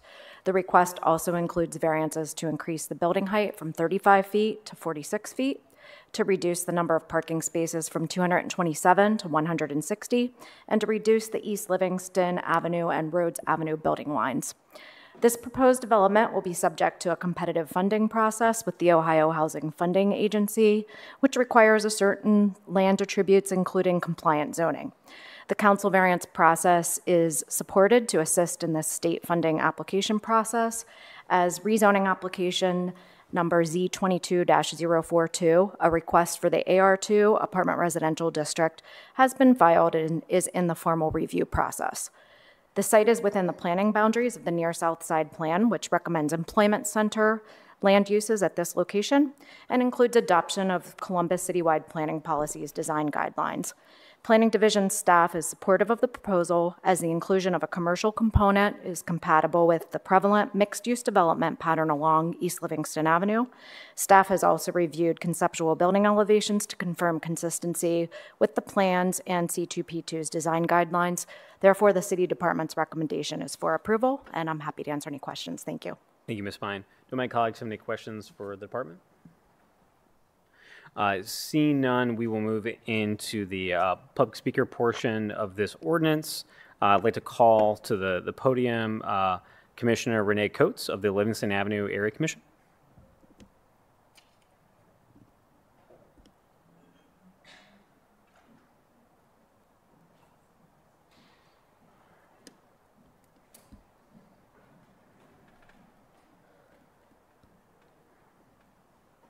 Commissioner, thanks for being here this evening. I'm going to swear you in real quick before we move to your comments. Would you please raise your right hand? Sorry, I got you when you were shuffling there. Do you swear or affirm that the testimony you're about to give shall be the truth and nothing but the truth, as you shall answer under pains or penalty of perjury? If so, please say I do. I do. The floor is yours. President Harden, President Pro Tem Brown, council members. My name is Mrs. Booker Renee Coates, and I'm not a commission member. I apologize. My notes were screwed up. No problem. Anyway, I live at 1833 Kent Street, Columbus, Ohio, 43205. I live within 125 feet of this proposed variance. First, I'd like to begin by saying that we support and need affordable housing, and we also need economic development. We ask City Council to please table this vote to allow more time for discussion with the developer, to clear issues and work towards a standard development that benefit them, the community, and the City of Columbus. And as I had indicated, we live within 125 feet of this proposed variance. I'm speaking today in opposition to this variance for the following reasons with the variance as presented. Number one, density. The proposed number of units or apartments is entirely too large. If this variance is approved, it will allow too many people to be concentrated together in a small area. As an almost 42-year resident of this area, but my husband has been a resident 56 years, and he was the first African American to purchase a home on this stretch of Kent, okay? My family and many others within our community have labored tirelessly to fight increasing crime in our neighborhood. The approval of this variance is a toxic recipe for increased crime, given that we continue to fight against ongoing criminal behaviors and problems evidenced currently within our specific area. Evidence-based research through the years has shown us that more people compacted within public housing units contribute toward increased crime, lawlessness, and ongoing conflict. The City of Columbus has addressed some crime-ridden areas of public housing in the past by eliminating some of its notorious housing projects such as Sullivan Garden, Rosewind, Greenbrier East, known as Uzi Alley, by demolishing the units and building a decreased number of compacted units, housing less people in efforts to assimilate them into various social economic housing units, rather than just for the poor and the economically disadvantaged. Please let me be clear. I am concerned about attracting more problem residents to our area with this number of units. And this will further exacerbate an already existing problem of displayed criminal behaviors, as we see evidence every day. Number two, traffic congestion.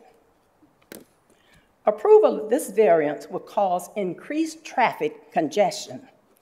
Livingston Avenue has approximately 24,000 vehicles traveling this stretch daily, compared to Nelson Road and Main Street, which only has 6,600 vehicles. This translates into 168,000 vehicles a week, 672,000 vehicles a month, 8,064,000 vehicles a year, in a year. Now, located directly across the street is the Driving Park, Community Center, and Pool. Can you imagine our precious children having to navigate crossing the street daily with additional increased traffic to access services at the Driving Park Community Center and pool? Additionally, our Fire Station 15 is located on Livingston Avenue nearby. The trucks cannot enter their station from the alley in the back and must utilize stop traffic directed by their staff to be able to enter their station. However number of times they'd have to return per day. There's not a traffic light at Livingston and Rhodes. Third area, home property values.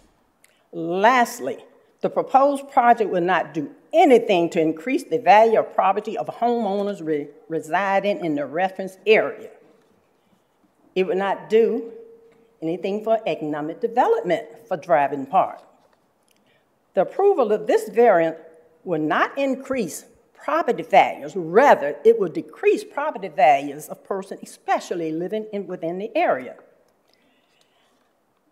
Again, I stand in opposition to this proposed variance as it is presented today. If you have questions, I'm more than happy to engage. And again, I'd like to say that we support and need affordable housing, but we also need economic development.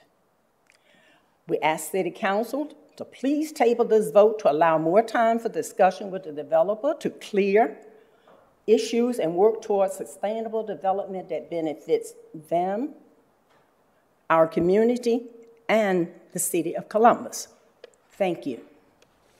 Thank you, Ms. Coates. The applicant will be giving a presentation here in a little bit. I was wondering if you could detail those additional things that you're hoping to have conversations with the developer about. You mentioned you wanted additional time to talk about additional issues with the developer. I was wondering if you could elaborate a little bit more about what those issues are, because the applicant's going to be up here in a little bit, and I'm sure my colleagues are going to be asking questions about that. So I want to hear from a resident that's within 125 feet. What are those things that you want additional conversation about? The idea would be to have more time for our members, for and against, to talk further about it. One thing I can tell you for certain, that many people stacked on top of each other in that area is a recipe for more ongoing crime.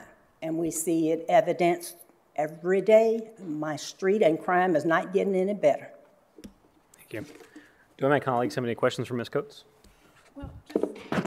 Councilmember Favor. Thank you, Ms. Coates, for being here this afternoon. But I think maybe just point of clarification, you mentioned quite a few times public housing. This isn't public housing. We say affordable housing, subsidized housing. This is housing. It's subsidized. Some of it will be subsidized because everyone will not be paying the full rate. As a matter of fact, as presented to us, the majority of the people will be receiving subsidies of some kind. Right, but there is a difference between public housing and receiving assistance for housing that may be just out of your reach income-wise. Would you not agree? Right, but still, subsidized housing, public housing, or whichever, if you receive subsidies which will help people to be able to live. Sometimes it's a matter of playing with words. But it's subsidized if it's public housing, and if they receive subsidies, it's subsidized also. But yes, I know there's a difference. Thank you, ma'am. And my other colleagues? Councilmember Bankston. No, I just want to clarify, because, and I understand the play on words, but subsidized housing means that someone is given that subsidy.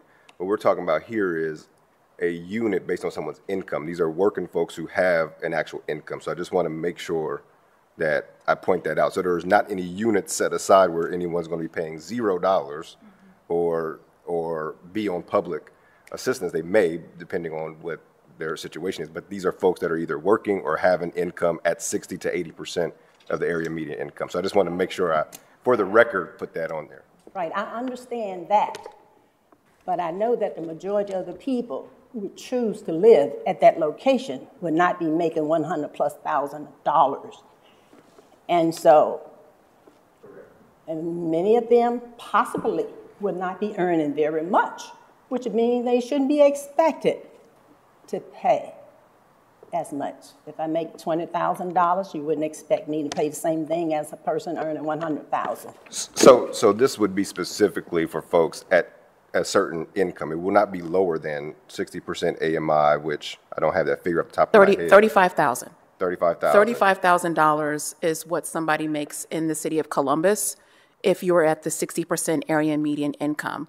So that means you're paying, you can afford to pay around $880 a month for a single person, and that's $50,000 for a family of 4 at 60% area median income.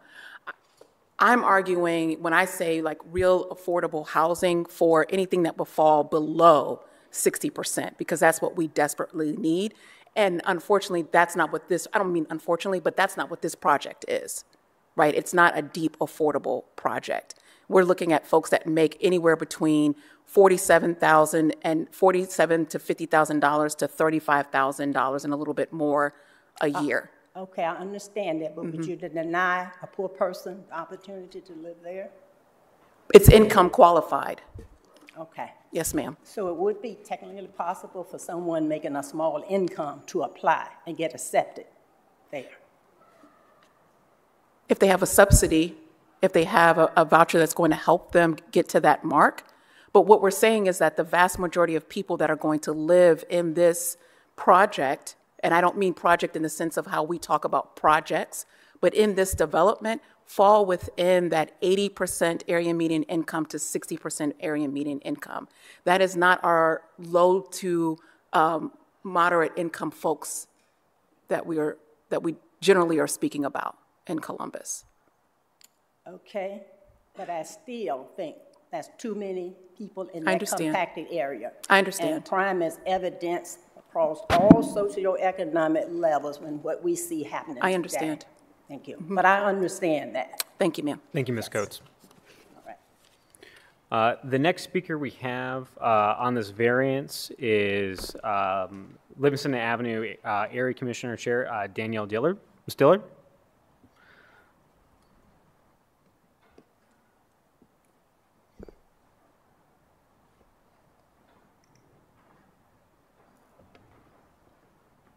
Ms. Dillard, welcome to council. If you wouldn't mind raising your right hand so I can swear you in. Do you swear or affirm that testimony you're about to give shall be the truth and nothing but the truth as you shall answer to the pains or penalties of perjury? If so, please say I do. I do. Thank you. The floor is yours. All right. Well, thank you for the opportunity to speak. I really do appreciate it. And I've had the opportunity to speak with most of you prior to today. Firstly, I just want to point out that we have a number of people that came to support driving park in this variance. So if they'd like to stand, they can do that. But nonetheless. So as you can see, we have a number of very, passionate community members. But last week, I had the opportunity to meet with Councilmember Dorrance, and he said that he would be speaking with each one of you about this variance, and I asked him to simply ask each of you one thing. What will it take for you to support driving park? So as I make my remarks today, I want each of you to think about that question, and hopefully by the end of my time, you will be able to give me your answer, because I truly do want to know. When is it time? What's the issue? When can we get support? Driving park is pro-development, absolutely 100%. Nationwide Children's, Buckeye Homes, Gertrude Woods. We are pro-development. The Livingston, I almost forgot about that. But what we need is appropriate, sustainable development. We need economic development and workforce readiness in addition to housing. So not simply housing, but we need these other factors too. You know, we're a transitioning neighborhood. We're not in a place where we can say, yes, just pack it with housing. We need to couple that with things that are going to lift up our community. So we ask council that you table this variance so that we can craft a better proposal. Council President Hardin, I had the opportunity to speak with you first.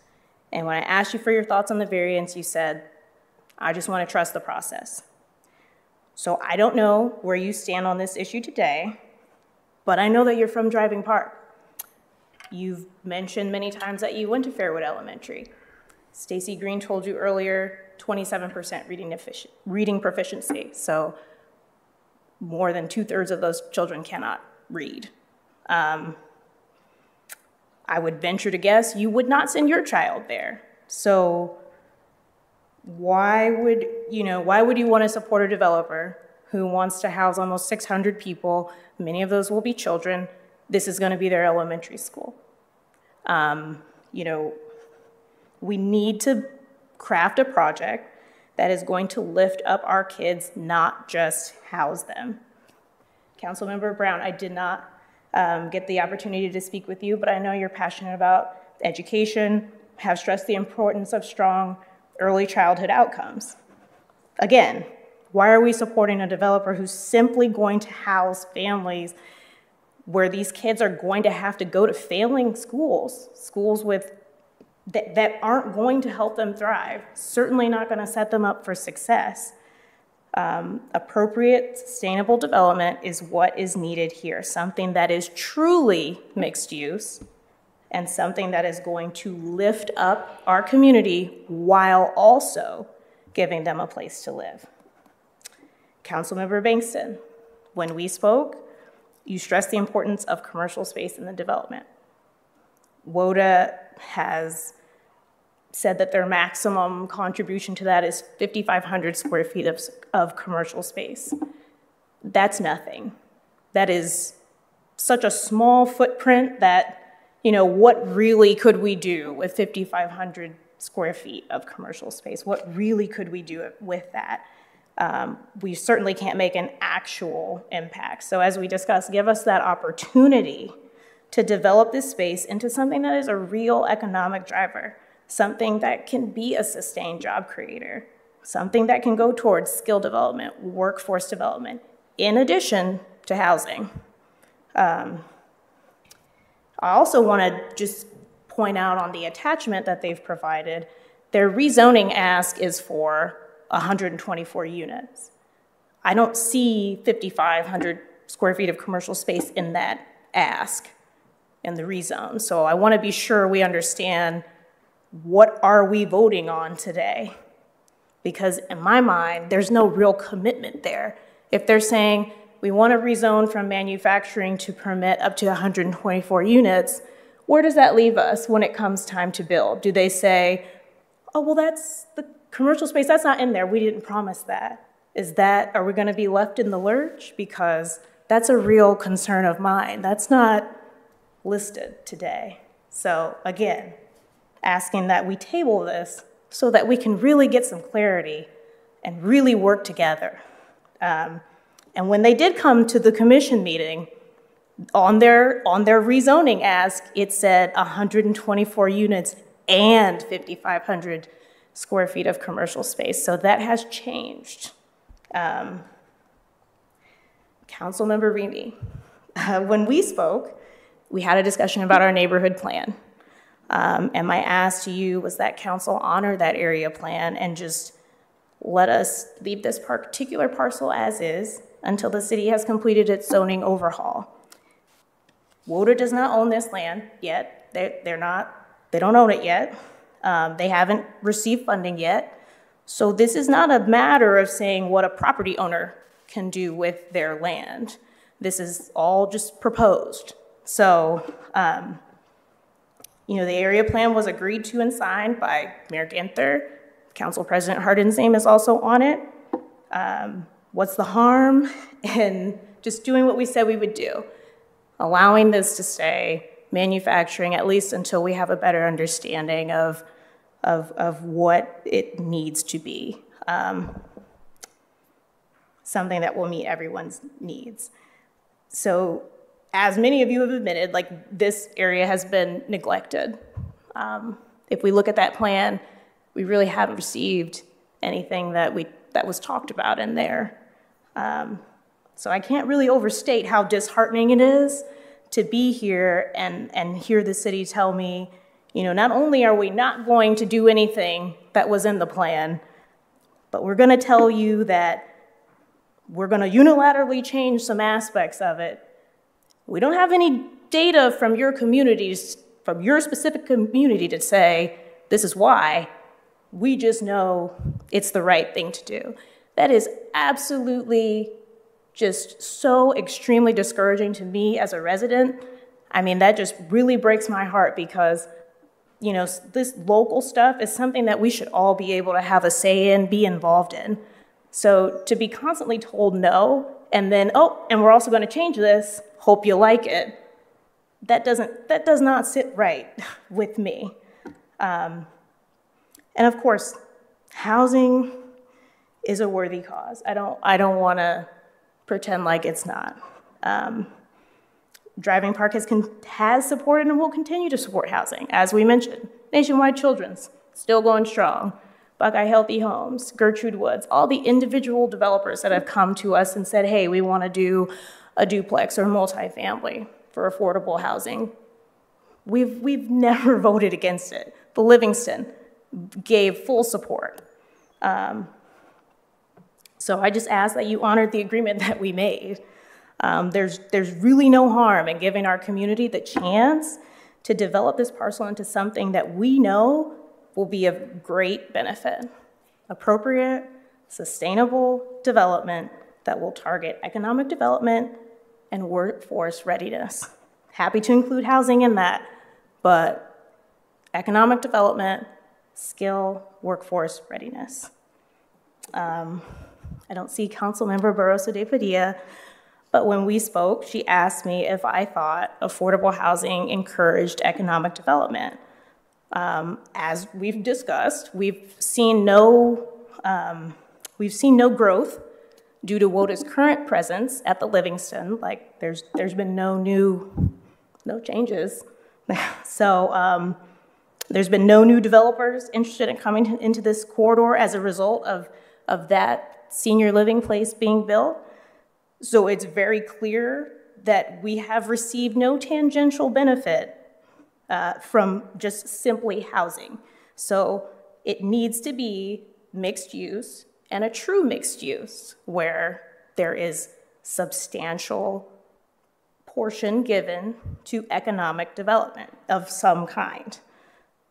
If we allow this parcel to be solely used for housing, we will lose the opportunity to have our largest parcel in the corridor become a real economic driver. I mean, this is truly something that is going to impact generations. It's not just some one-off thing.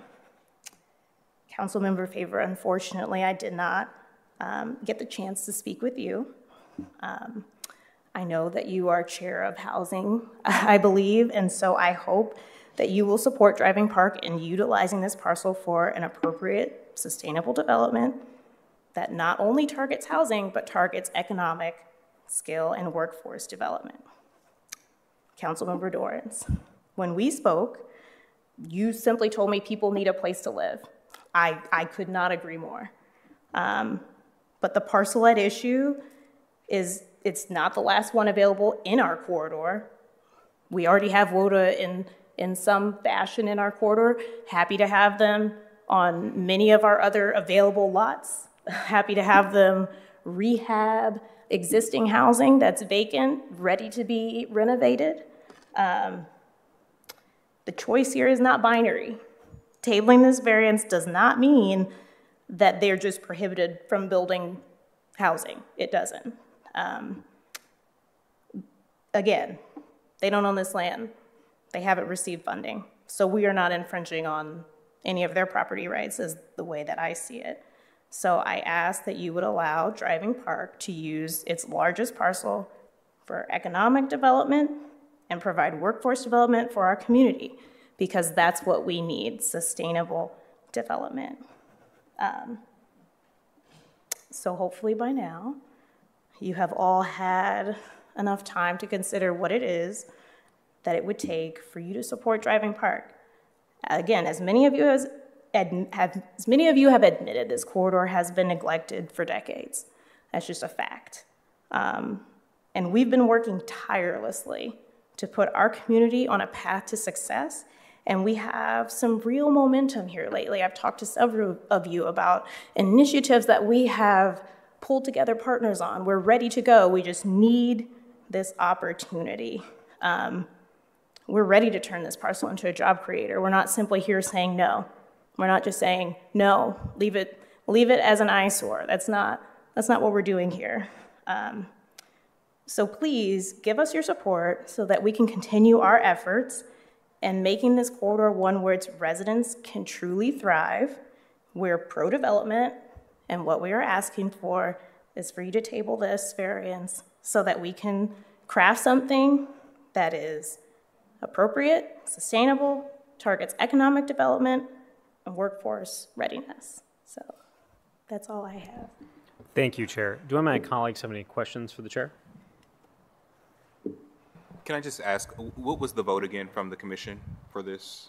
So from the commission, it was 5-2. In support? Right. Okay. So, and the Civic unanimously voted against it. Appreciate it. Thank you, Chair. The next speaker we had to come before council is Area Commissioner Nina Kredoff.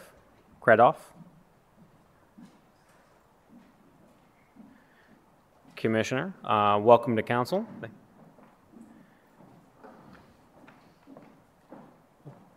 Please raise your right hand and let me swear you in. Do you swear or affirm the testimony you're about to give shall be the truth and nothing but the truth as you shall answer to the pains or penalty of perjury? If so, please say I do. I do. The floor is yours. Okay, my name is Nina Kredoff. I'm a resident of Driving Park and the area commissioner. I live at 989 Kelton Avenue. Good evening. Thank you for giving me this opportunity to speak. Okay, we've heard a lot of comments this evening, historic facts, there was emotional genre, and minutia. Driving Park has been labeled a food desert. And I'd like to say that this is an opportunity for us to evolve from not having to having something. This development is also an economic development opportunity.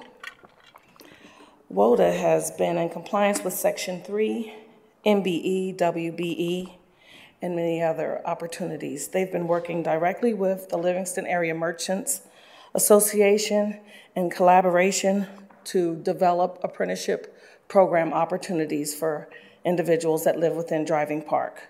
So among the contractors that would be there, we will work something out to see if there can be an apprenticeship program for some of the residents that are within the Driving Park area.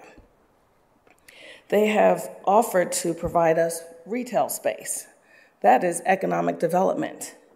And a generous provision for community space and a food pantry. Driving Park has been labeled a food desert.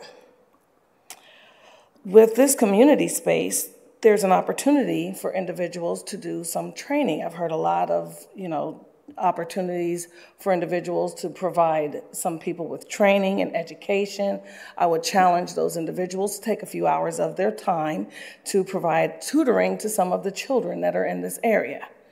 In addition, the children do not have to attend that particular school in this area. There's Ed Choice that's available, and there are applications for charter schools. So they do not have to attend the schools that are in this area.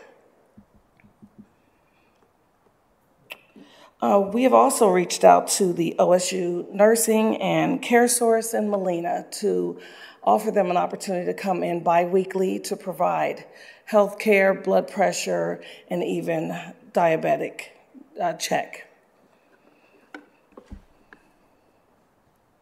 So I'd like to ask President Shannon for you to trust the process and let them know that education does start at home.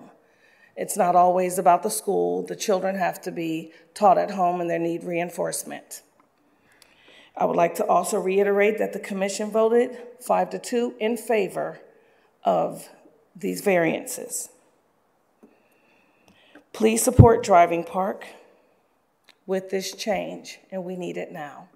Again, I'd like to thank you for this opportunity. Thank you, Commissioner. Do my colleagues have any questions or comments for the Commissioner? Thank you. Thank you for being here tonight.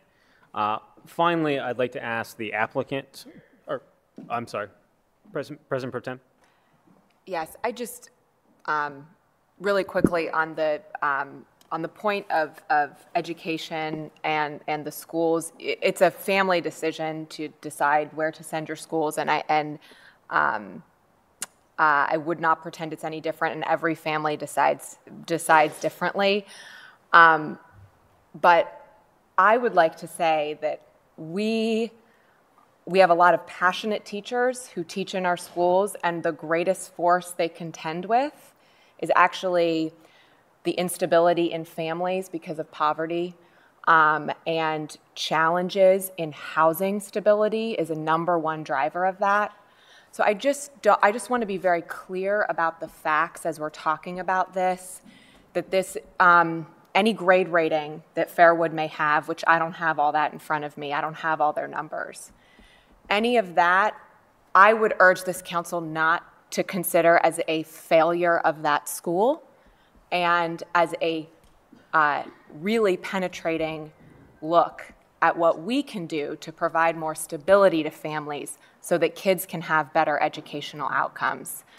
My daughter just completed her kindergarten year in CCS, and if you were to look at those grade ratings on the school website, you would not understand what the teachers are doing in that school for our kids every day.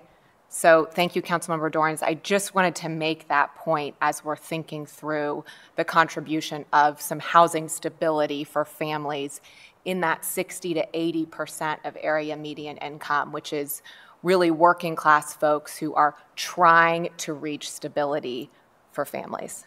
Thank you, President Pro Tem. Councilmember Remy? Yeah, I just want to echo those comments. My daughter went to Fairwood for preschool, and we had a wonderful experience. And those teachers were dedicated, the principals dedicated. You know, I mean, every school, my wife taught at Starling for 10 years, every school has devoted, committed teachers that care deeply and passionately about those kids. So despite the fact that some letter grade may be assigned to those schools, it does not mean that it is a poor place to send your kids. I can assure you that. It does start at home with parents, to everybody working together to raise our kids. And we've got to be supportive of our schools regardless of the letter grade that's associated with them, because there is a lot of passionate people that work in our Columbus City schools. Thank you. Thank you, Councilmember Remy. At this point, I'd like to ask for a presentation by the applicant. Mr. Dave Perry, please come to the podium.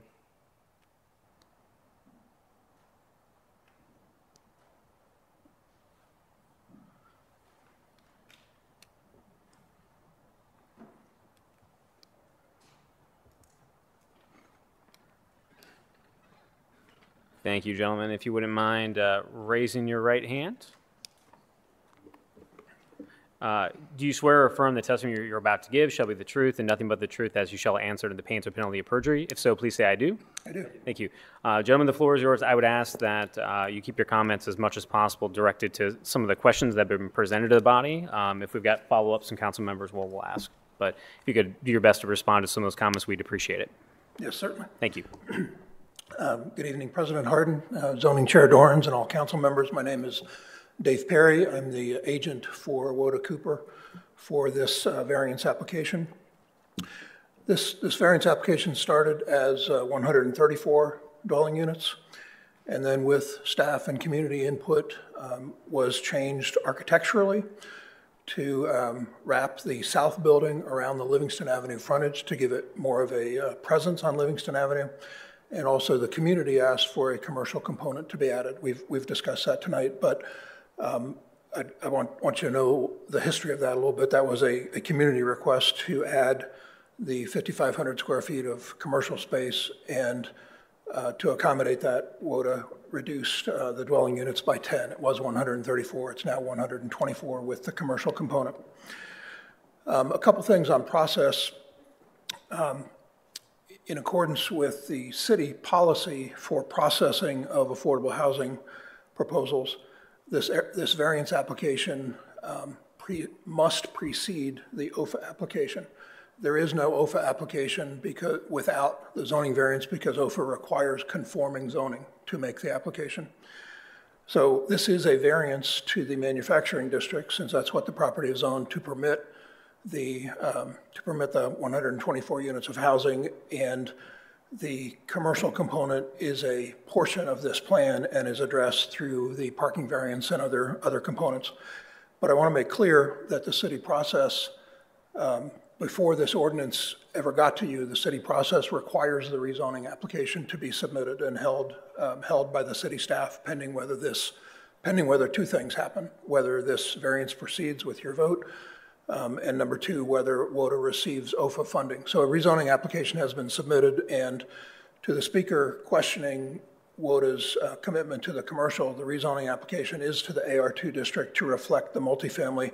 There will also be a variance application that accompanies that rezoning application when it gets back to this body to grant a variance for the commercial. So WODA is in 100% on the commercial component. It's just a question of process, and since WODA doesn't own the property, which is 99% of the case with affordable housing applications, because they are applying for a development seeking, I'm speaking in general, WODA included, but they're applying for financing as an applicant for a property, and OFA requires that there be conforming zoning in place to consider the application. So the threshold issue, one of the threshold issues before you tonight with this variance is that there will be no project, there'll be no OFA funding if the variance is not passed. WODA Cooper can't proceed to the next step with a financing application with OFA without this variance. So on the project, it is for affordable housing.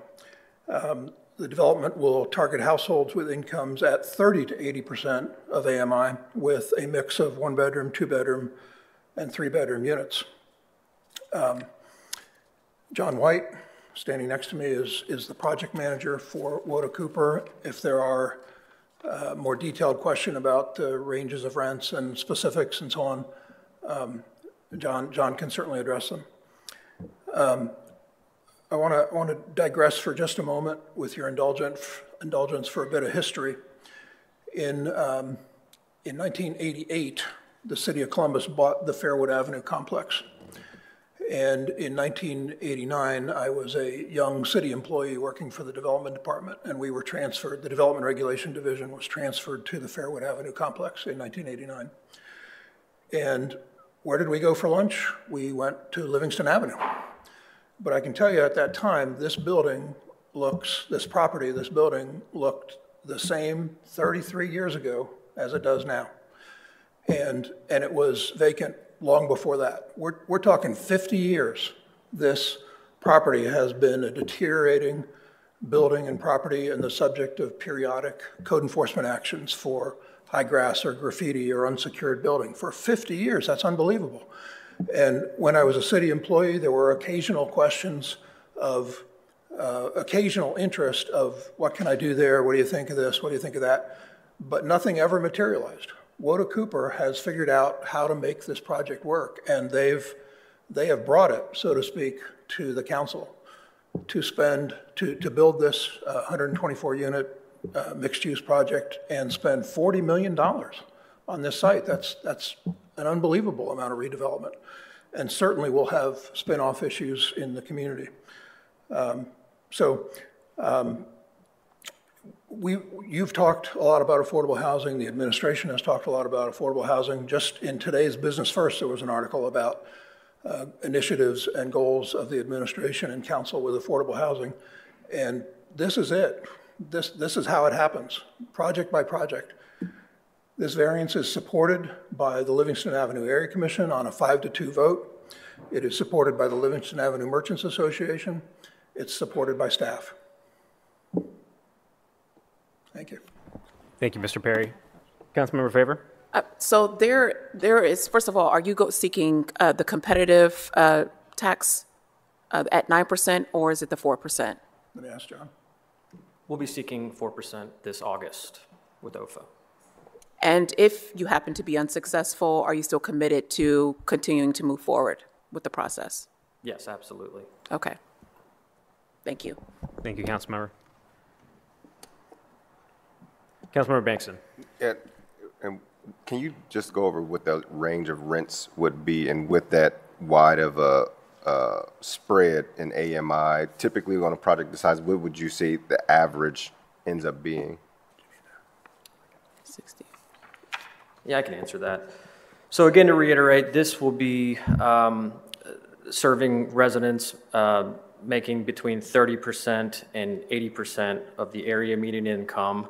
We're also planning to dedicate 10% of the units to market rate units. One of the requests that we heard early on in the community engagement process was they wanted a mixed income and mixed use development. So those are things that we've added throughout this process. I want to reiterate, this has been a 5-month, going on 6-month community engagement process where we have taken numerous meetings with both the Civic Association, Merchants Association, the Area Commission, and have done our absolute best to utilize all of the constructive feedback that we heard to put into this development. So to answer your question about rents, for a 1-bedroom, our folks at the 30% be $395 per month. And for folks at the 80% range, that will be $900 a month, which is pretty competitive with what a market rate will be. For a 1-bedroom? For 1 bedroom. For a 1-bedroom? Yes. 900 what? $900 a month. And there was figures and numbers thrown out around 600 people. I mean, with 124 units, what is the amount of residents you anticipate? So, because roughly doing the math at 120 some units, if you're talking about 600 people, that means that every unit would have 4 people in it, which I know that's not the case. So I wish I had the actual 1 versus 2 versus 3 bedrooms at my disposal. I can say that, do you have that? Okay. There will be 24 1-bedrooms. Is this what I sent you to do? Okay, I'm sorry. 10 1-bedroom units, 86 2-bedroom units, 22 3-bedroom units.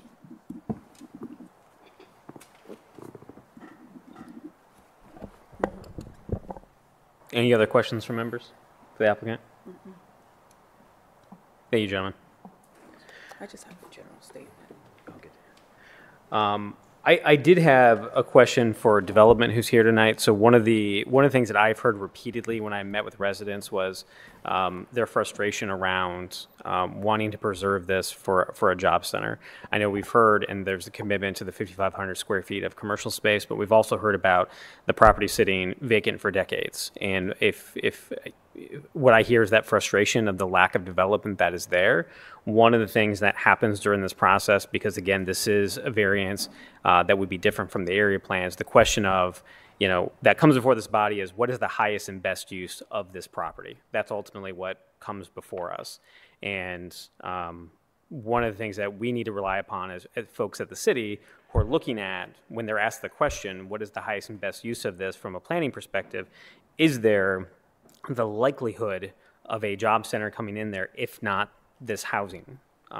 So with that, I wanted to ask Jennifer Fenning from the Department of Development, who's here, about that. Council President Hardin, Chair Dorans, and members of council. In consultation with our Economic Development Division, our planning staff was supportive of this proposed development. Like you, we've heard community members voice their desire for a job center in this space. The site has been zoned for manufacturing for multiple years, and the market has not materialized such a development. Our department did not find the site to be viable as an employment-based site.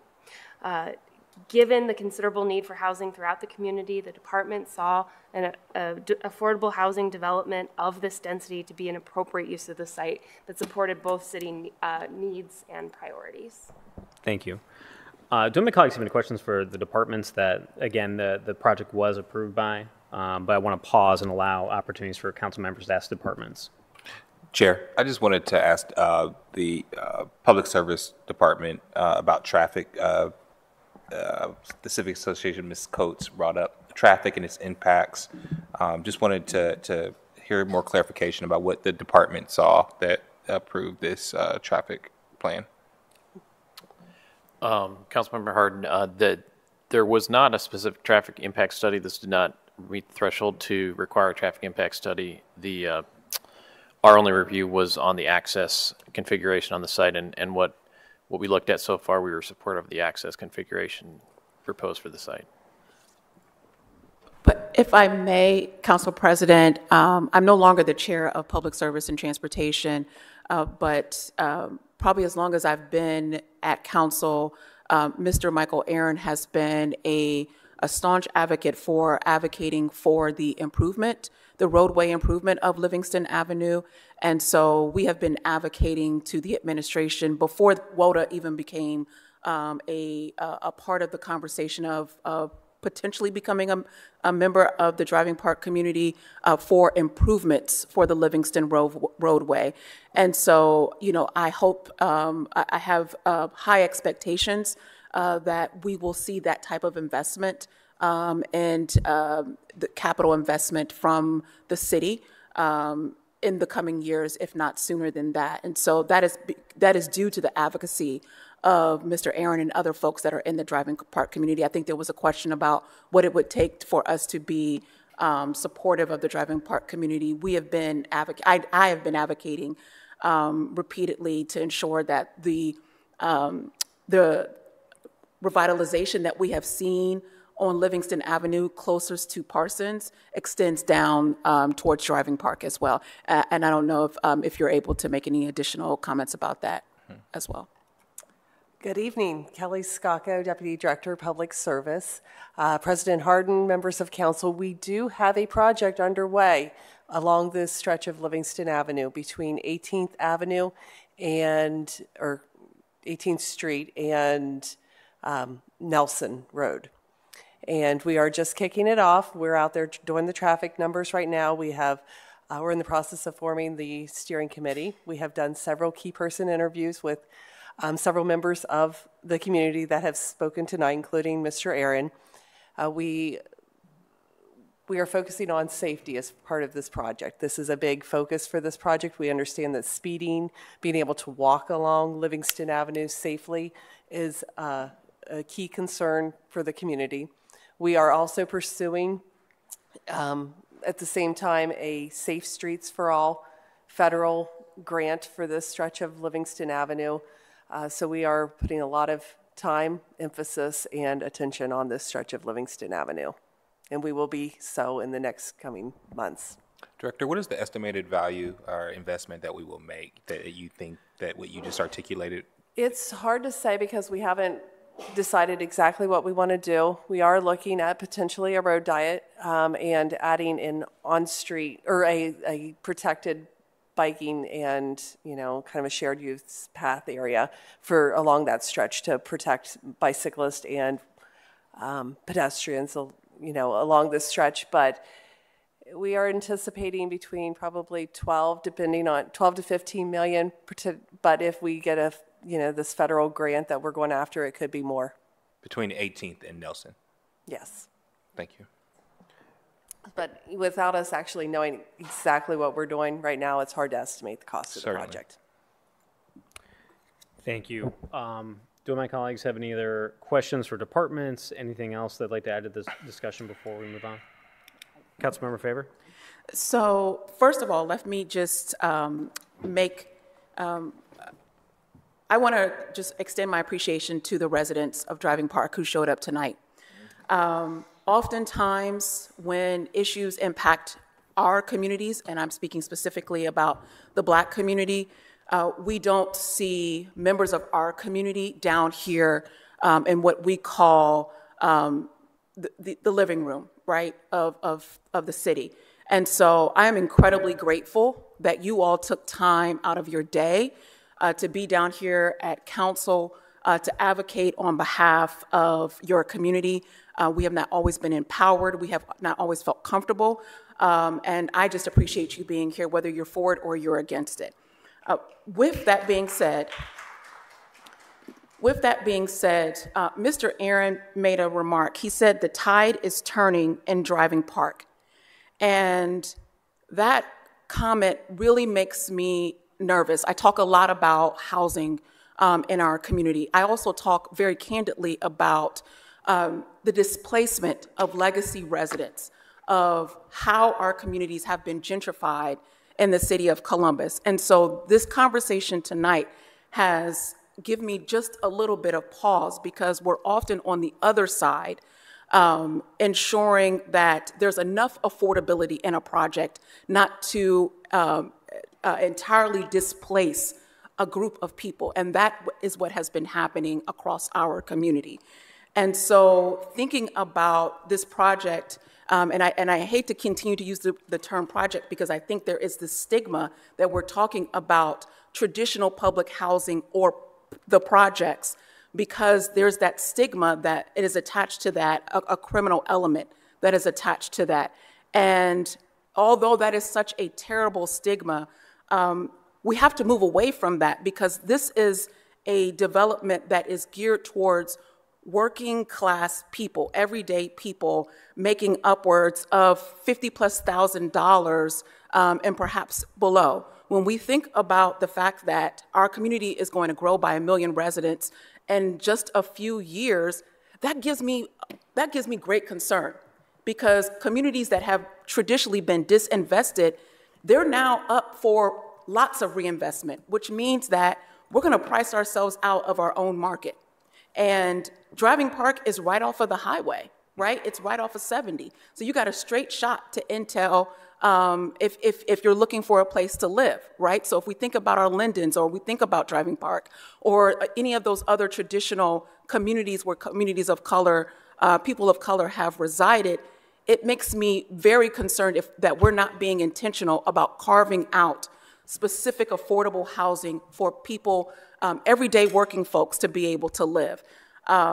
We've got issues around criminality altogether in our community, but I don't want to continue that stigma that it is only low-income people that are engaging in criminal behavior. If they're engaging in criminal behavior, many times it's because they are in unstable situations. They need resources. So what can we do to ensure that we've got the right partners at the table to make sure, if we do have somebody that's in that 30% AMI category, that they've got the supportive services that they need, so that they don't have to turn back into that lifestyle. So I just want to make sure that we're being cognizant of some of those terms that we're throwing out, and then also recognizing the fact that, I don't know what comes first, the chicken or the egg, the housing or the development, but I know you got to have bodies. You got to have people there to support the development, or it just becomes a vacant brick and mortar, and nobody wants that as well. So once again, I just want to thank the residents for being here tonight, whether you're for it or against it, and just wanted to convey why I am supportive of this effort and this specific development in the community. I also urge WOTA to continue to work alongside, if it passes, alongside the community to ensure that this is a project that is continues to be based in what they need most. Thank you. Thank you, Councilmember. Councilmember Bankston. And I'll be really brief, Councilmember Dorn, because I know that the hour is late. I just wanted to convey and echo the same gratitude, especially to Chair Dillard. She has worked diligently. I have met with her and members of the Area Commission or her team 4 times now. And so I want to display to the community that I am open to always having a dialogue. I ran on that principle, and I stand firm and true to it. And she will tell you, she picked up the phone in my office. We had a meeting scheduled the next week. And I remain committed to that. But I don't want my vote, because I am in support of this variance today, to signal that I'm not supportive of the Driving Park community. It is personal for me. My half of my legacy is in that neighborhood. I spent my summers and my weekends at 1192 Kelton Avenue where my grandmother Edna Allen lived until she passed away. I spent my time playing at Deschler Park. I spent my time going over to get barbecue and ice cream at the same place. I don't know how that's possible, but it is in that neighborhood. So I want you all to know that I am a champion and want to fight with you to get the investment that Driving Park needs. I've talked to Chair Dillard, and I want to make sure I put it on the record that I'm committed to going to our folks in development to seeking a market study so that we can figure out how we better market the Driving Park neighborhood so we can get those economic development opportunities. I am also a firm believer that we have to be thinking about it, and I know that it's tough to hear this, but a plan that was done even just 5 years ago is out of date. That is how fast our city is changing. That is how fast we are growing. And I know that's a tough pill to hear. But also, too, if we are to stay true to the plan, then I need a manufacturing deal. And that's not what we have at the current moment. And so I want to reiterate that me supporting this particular project and this particular variance is not me not supporting the people of Driving Park. And I will continue to work with you on these. These are tough issues that we're going to continue to face, and we see it play out every single day, not just in Driving Park, but in other parts of our community. So I would want to say and reiterate, all of you folks that are here today, this is not a loss. This is not a loss. My office is always going to be open, and I look forward to working with you so that we can build not only a city, but a Driving Park that's worthy of you all. So thank you so much for being here, and I just wanted to make sure I reiterated my decision today. Thank you. Thank you, Councilmember Bankston. Anyone else?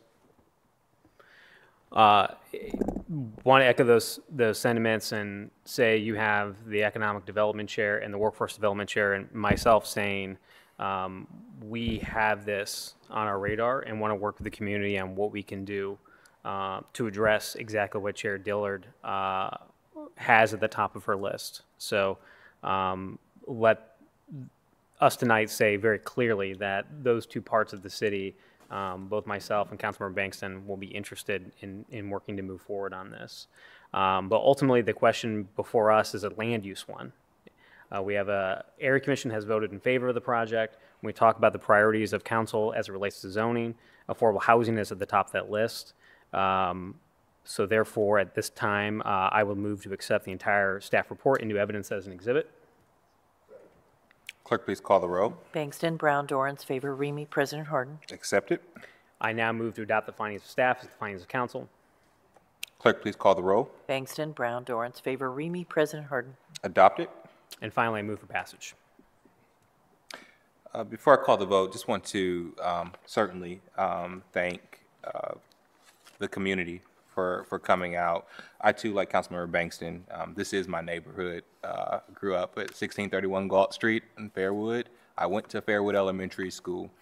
It's tough on one hand to have a vote where you know the people, you know them intimately personally because you work with them, but also globally because you live there. You come from that stock. It's hard when you know someone and you just disagree with them vehemently. And that's where we are. But it's maybe not that hard because anybody who's been married can be in that situation pretty often. This is one of those cases. I get the concerns that we're talking about. Growth and change is scary. It's different. I was thinking about what Mr. Perry said. Because, again, I grew up in that neighborhood, this site has been vacant all of my life. All of my life.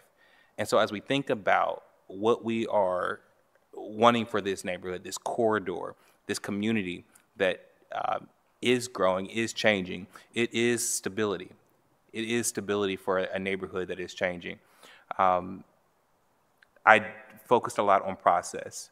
This was a good process. It was, because if you remember how this started, I first found out about this project reading it in the paper because it did not start very well.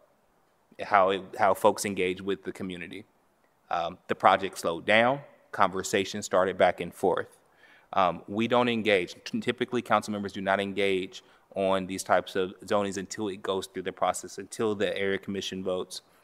The area commission voted. They voted in favor of moving this forward.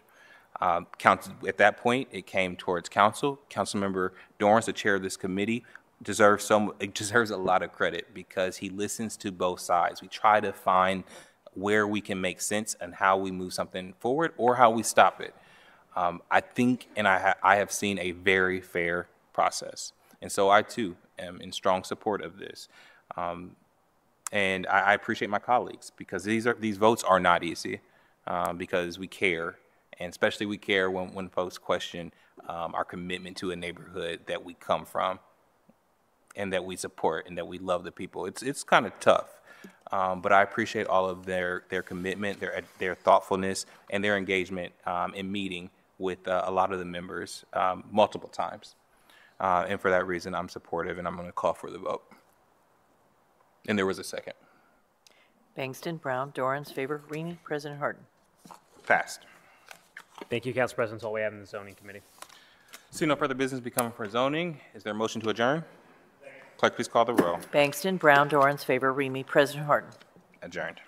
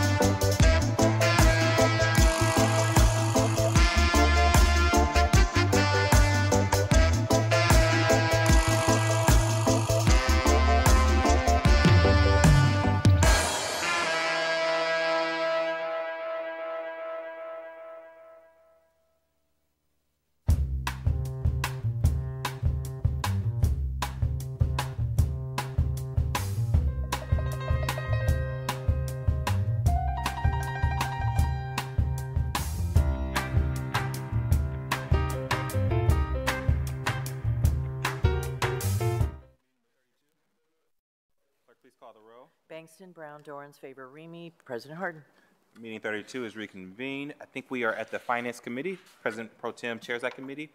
The floor is yours, President Pro Tem. Thank you so much, Council President. Tonight in Finance, we have, we are starting with Ordinance 0085X-2022 to adopt the 2023 tax budget and to authorize and direct the city auditor to submit to said budget to the county and to declare an emergency. Emergency action is being requested because this tax budget, which will also establish property tax rates for the City of Columbus for 2023, must be approved by council and submitted prior to July 20th. The City Auditor's Office has had the tax budget available for public review since June 10th at 8 a.m. There are plans to hold a public hearing for the budget, the tax budget, on July 11th at 5 p.m. Prior to regular City Council meeting, and the renewals are on a year-to-year basis and are subject to funds availability.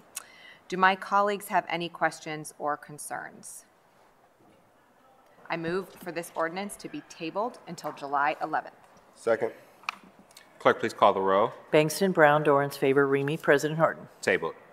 Thank you, President Harden. Now, the following ordinances in finance, there are 5, are all subject to Charter Section 44(1)B and will initiate the process of placing a bond package on the November 8th ballot. Auditor Kilgore had to go to a speaking engagement at 7 p.m. and wasn't able to stay for this portion, where I would have kicked it to her and said, Auditor, please explain to us, are these bond packages an increase in taxes? Do they raise direct revenue from the ballot? And she would have gone through all of her wonky answers about how that is no, and these are voters backing the bonds that we then use for our capital budget. Our capital budget is underway, and having that additional guarantee of the voters to back our debts really helps us in the eyes of the rating agencies and helps this council work with the administration to put forth a healthy capital budget. So I'm going to roll right into it, but I'm going to pause for questions if anyone has any. Auditor's not here, but team finances. And there's me. Okay. Ordinance 0123X-2022 to declare the necessity of a bond issue and to submit the question of such issue to the electors in the amount of $300 million for health, safety, and infrastructure, and to declare an emergency. Any questions? I move for passage. Clerk, please call the roll. Bangston, Brown, Dorans, favor, Remy. President Harden.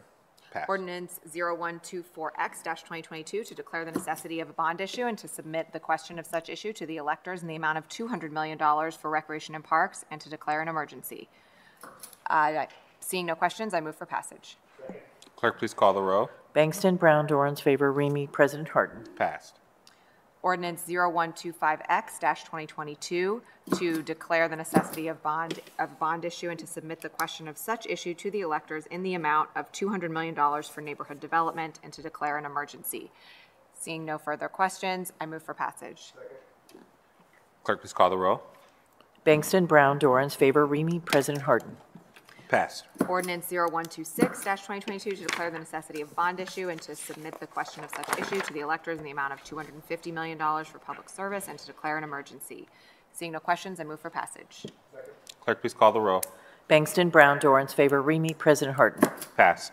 Ordinance 0127X-2022 to declare the necessity of a bond issue and to submit the question of such issue to the electors in the amount of $550 million for water, power, sanitary sewers, and storm sewers, and to declare an emergency. Seeing no questions, I move for passage. Clerk, please call the roll. Bangston, Brown, Dorans, favor, Remy. President Harden. Passed. Thank you very much. And a reminder, again, these issues will appear on the November ballot, and they are for our authority. They're backing our bonds for multiple capital budget cycles. This is not to be spent like in the upcoming capital process or even the next one. I have one last ordinance in finance. Sure. Ordinance 1649-2022 to authorize the Finance and Management Director on behalf of the Division of Facilities Management to enter into contract with Asset Works LLC for the purchase of fleet management software services for the city's fleet of vehicles, to authorize the expenditure of $1,030,000 $6,676.25 from the Fleet Operating Fund, and to declare an emergency. The Division of Fleet Management is responsible for the maintenance and upkeep of city-owned vehicles, and this software provides a management system to bill, manage, monitor, and analyze all related data. AssetWorks LLC was selected through a competitive bidding process to provide services that include but are not limited to GPS monitoring, vendor hosting, and integration with related fuel and fluid monitoring systems.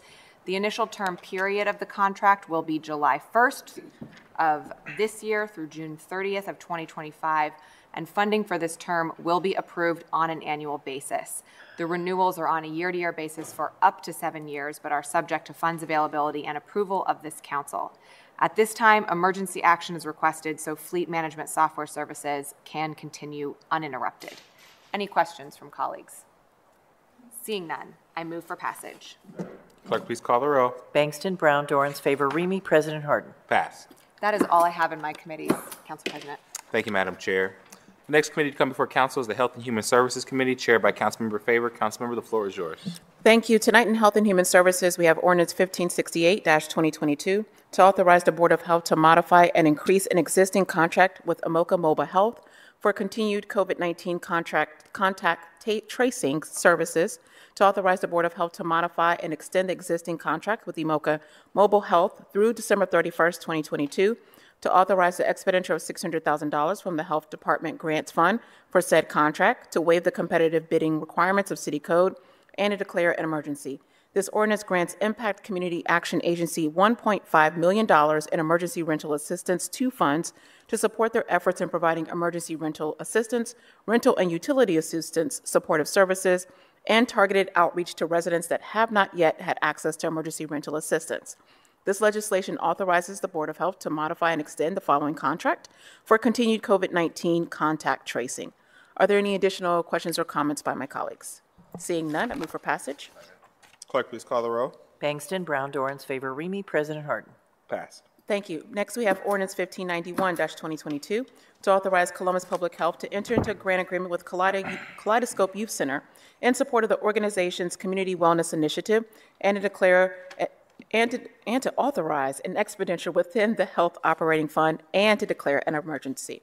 Columbus Public Health receives funding from the Ohio Department of Health to create disruptive innovation by seeking to prevent new HIV infections by focusing on 4 pillars: treating HIV to achieve viral suppression, diagnose HIV so that all persons know their HIV status, prevent infections through PrEP and syringe support programs, and respond to HIV clusters or outbreaks within the community.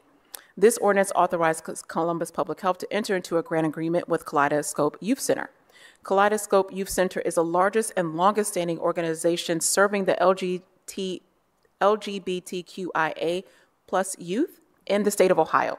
The KYC Community Wellness Initiative is an expansion of KYC's current programming with an intersectional focus on the emerging mental health and wellness needs of our young folks and young adults. This initiative works to implement sustainable community-based wellness programs that improve the lives of adolescents, identify health conditions and environmental factors that are associated with barriers to wellness, and aid in improving the social determinants of health and wellness as it relates to the community. Clinical approaches will include trauma-informed, wrap-around services to support young people in meeting their basic needs and build a strong sense of self and self-esteem through affirmation and empowerment and holistic health and wellness activities. Are there any questions or comments by my colleagues? Seeing none, I move for passage. Clerk, please call the row. Bangston, Brown, Dorans, favor, Remy, President Harden. Passed. Thank you. That's all I have in my committees. Thank you, Madam Chair. Next committee coming before council is the Public Safety Committee, chaired by Councilmember Remy. Councilmember, the floor is yours. Thank you very much, Council President Harden. Tonight I have Ordinance 1534-2022 to authorize the city auditor to transfer $18,914 within the general fund, to authorize the expenditure of $18,914 from the general fund, to authorize the finance management director on behalf of the Division of Fire to issue a purchase order to G&G Fitness for commercial grade fitness equipment, to waive the competitive bidding requirements of the city code, and and to declare an emergency. In May of 2017, a committee was convened to analyze the current inventory of fitness equipment across all City of Columbus fire stations and develop a long-term strategy for replacing aging equipment in a manner that is efficient, promotes consistency across locations, and supports current best practices in the field of exercise physiology.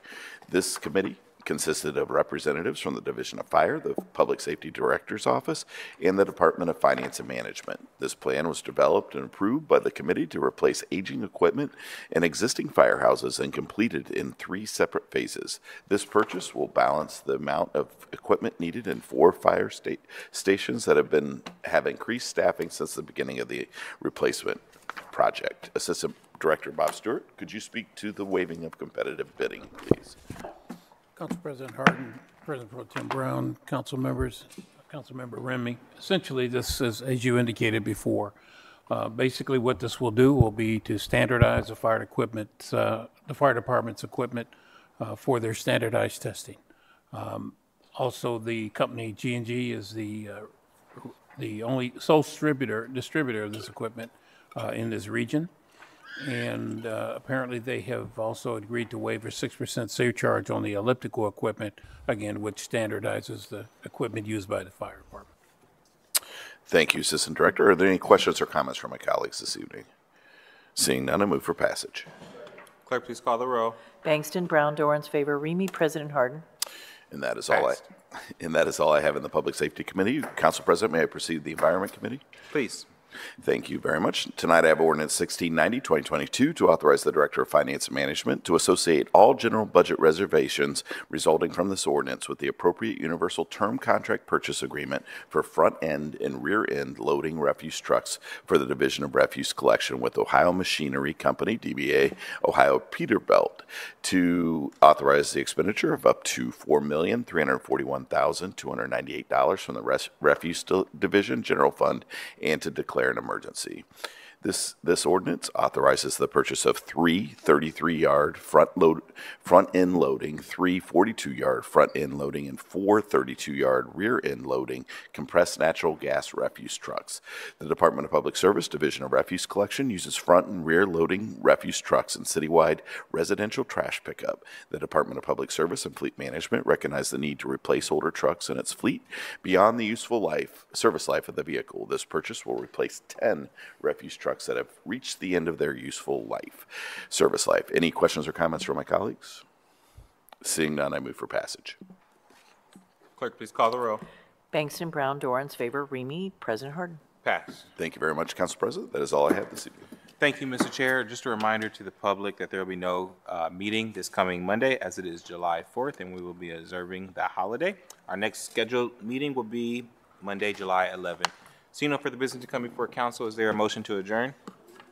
Clerk, please call the row. Bangston, Brown, Dorans, favor, Remy, President Harden. Adjourned.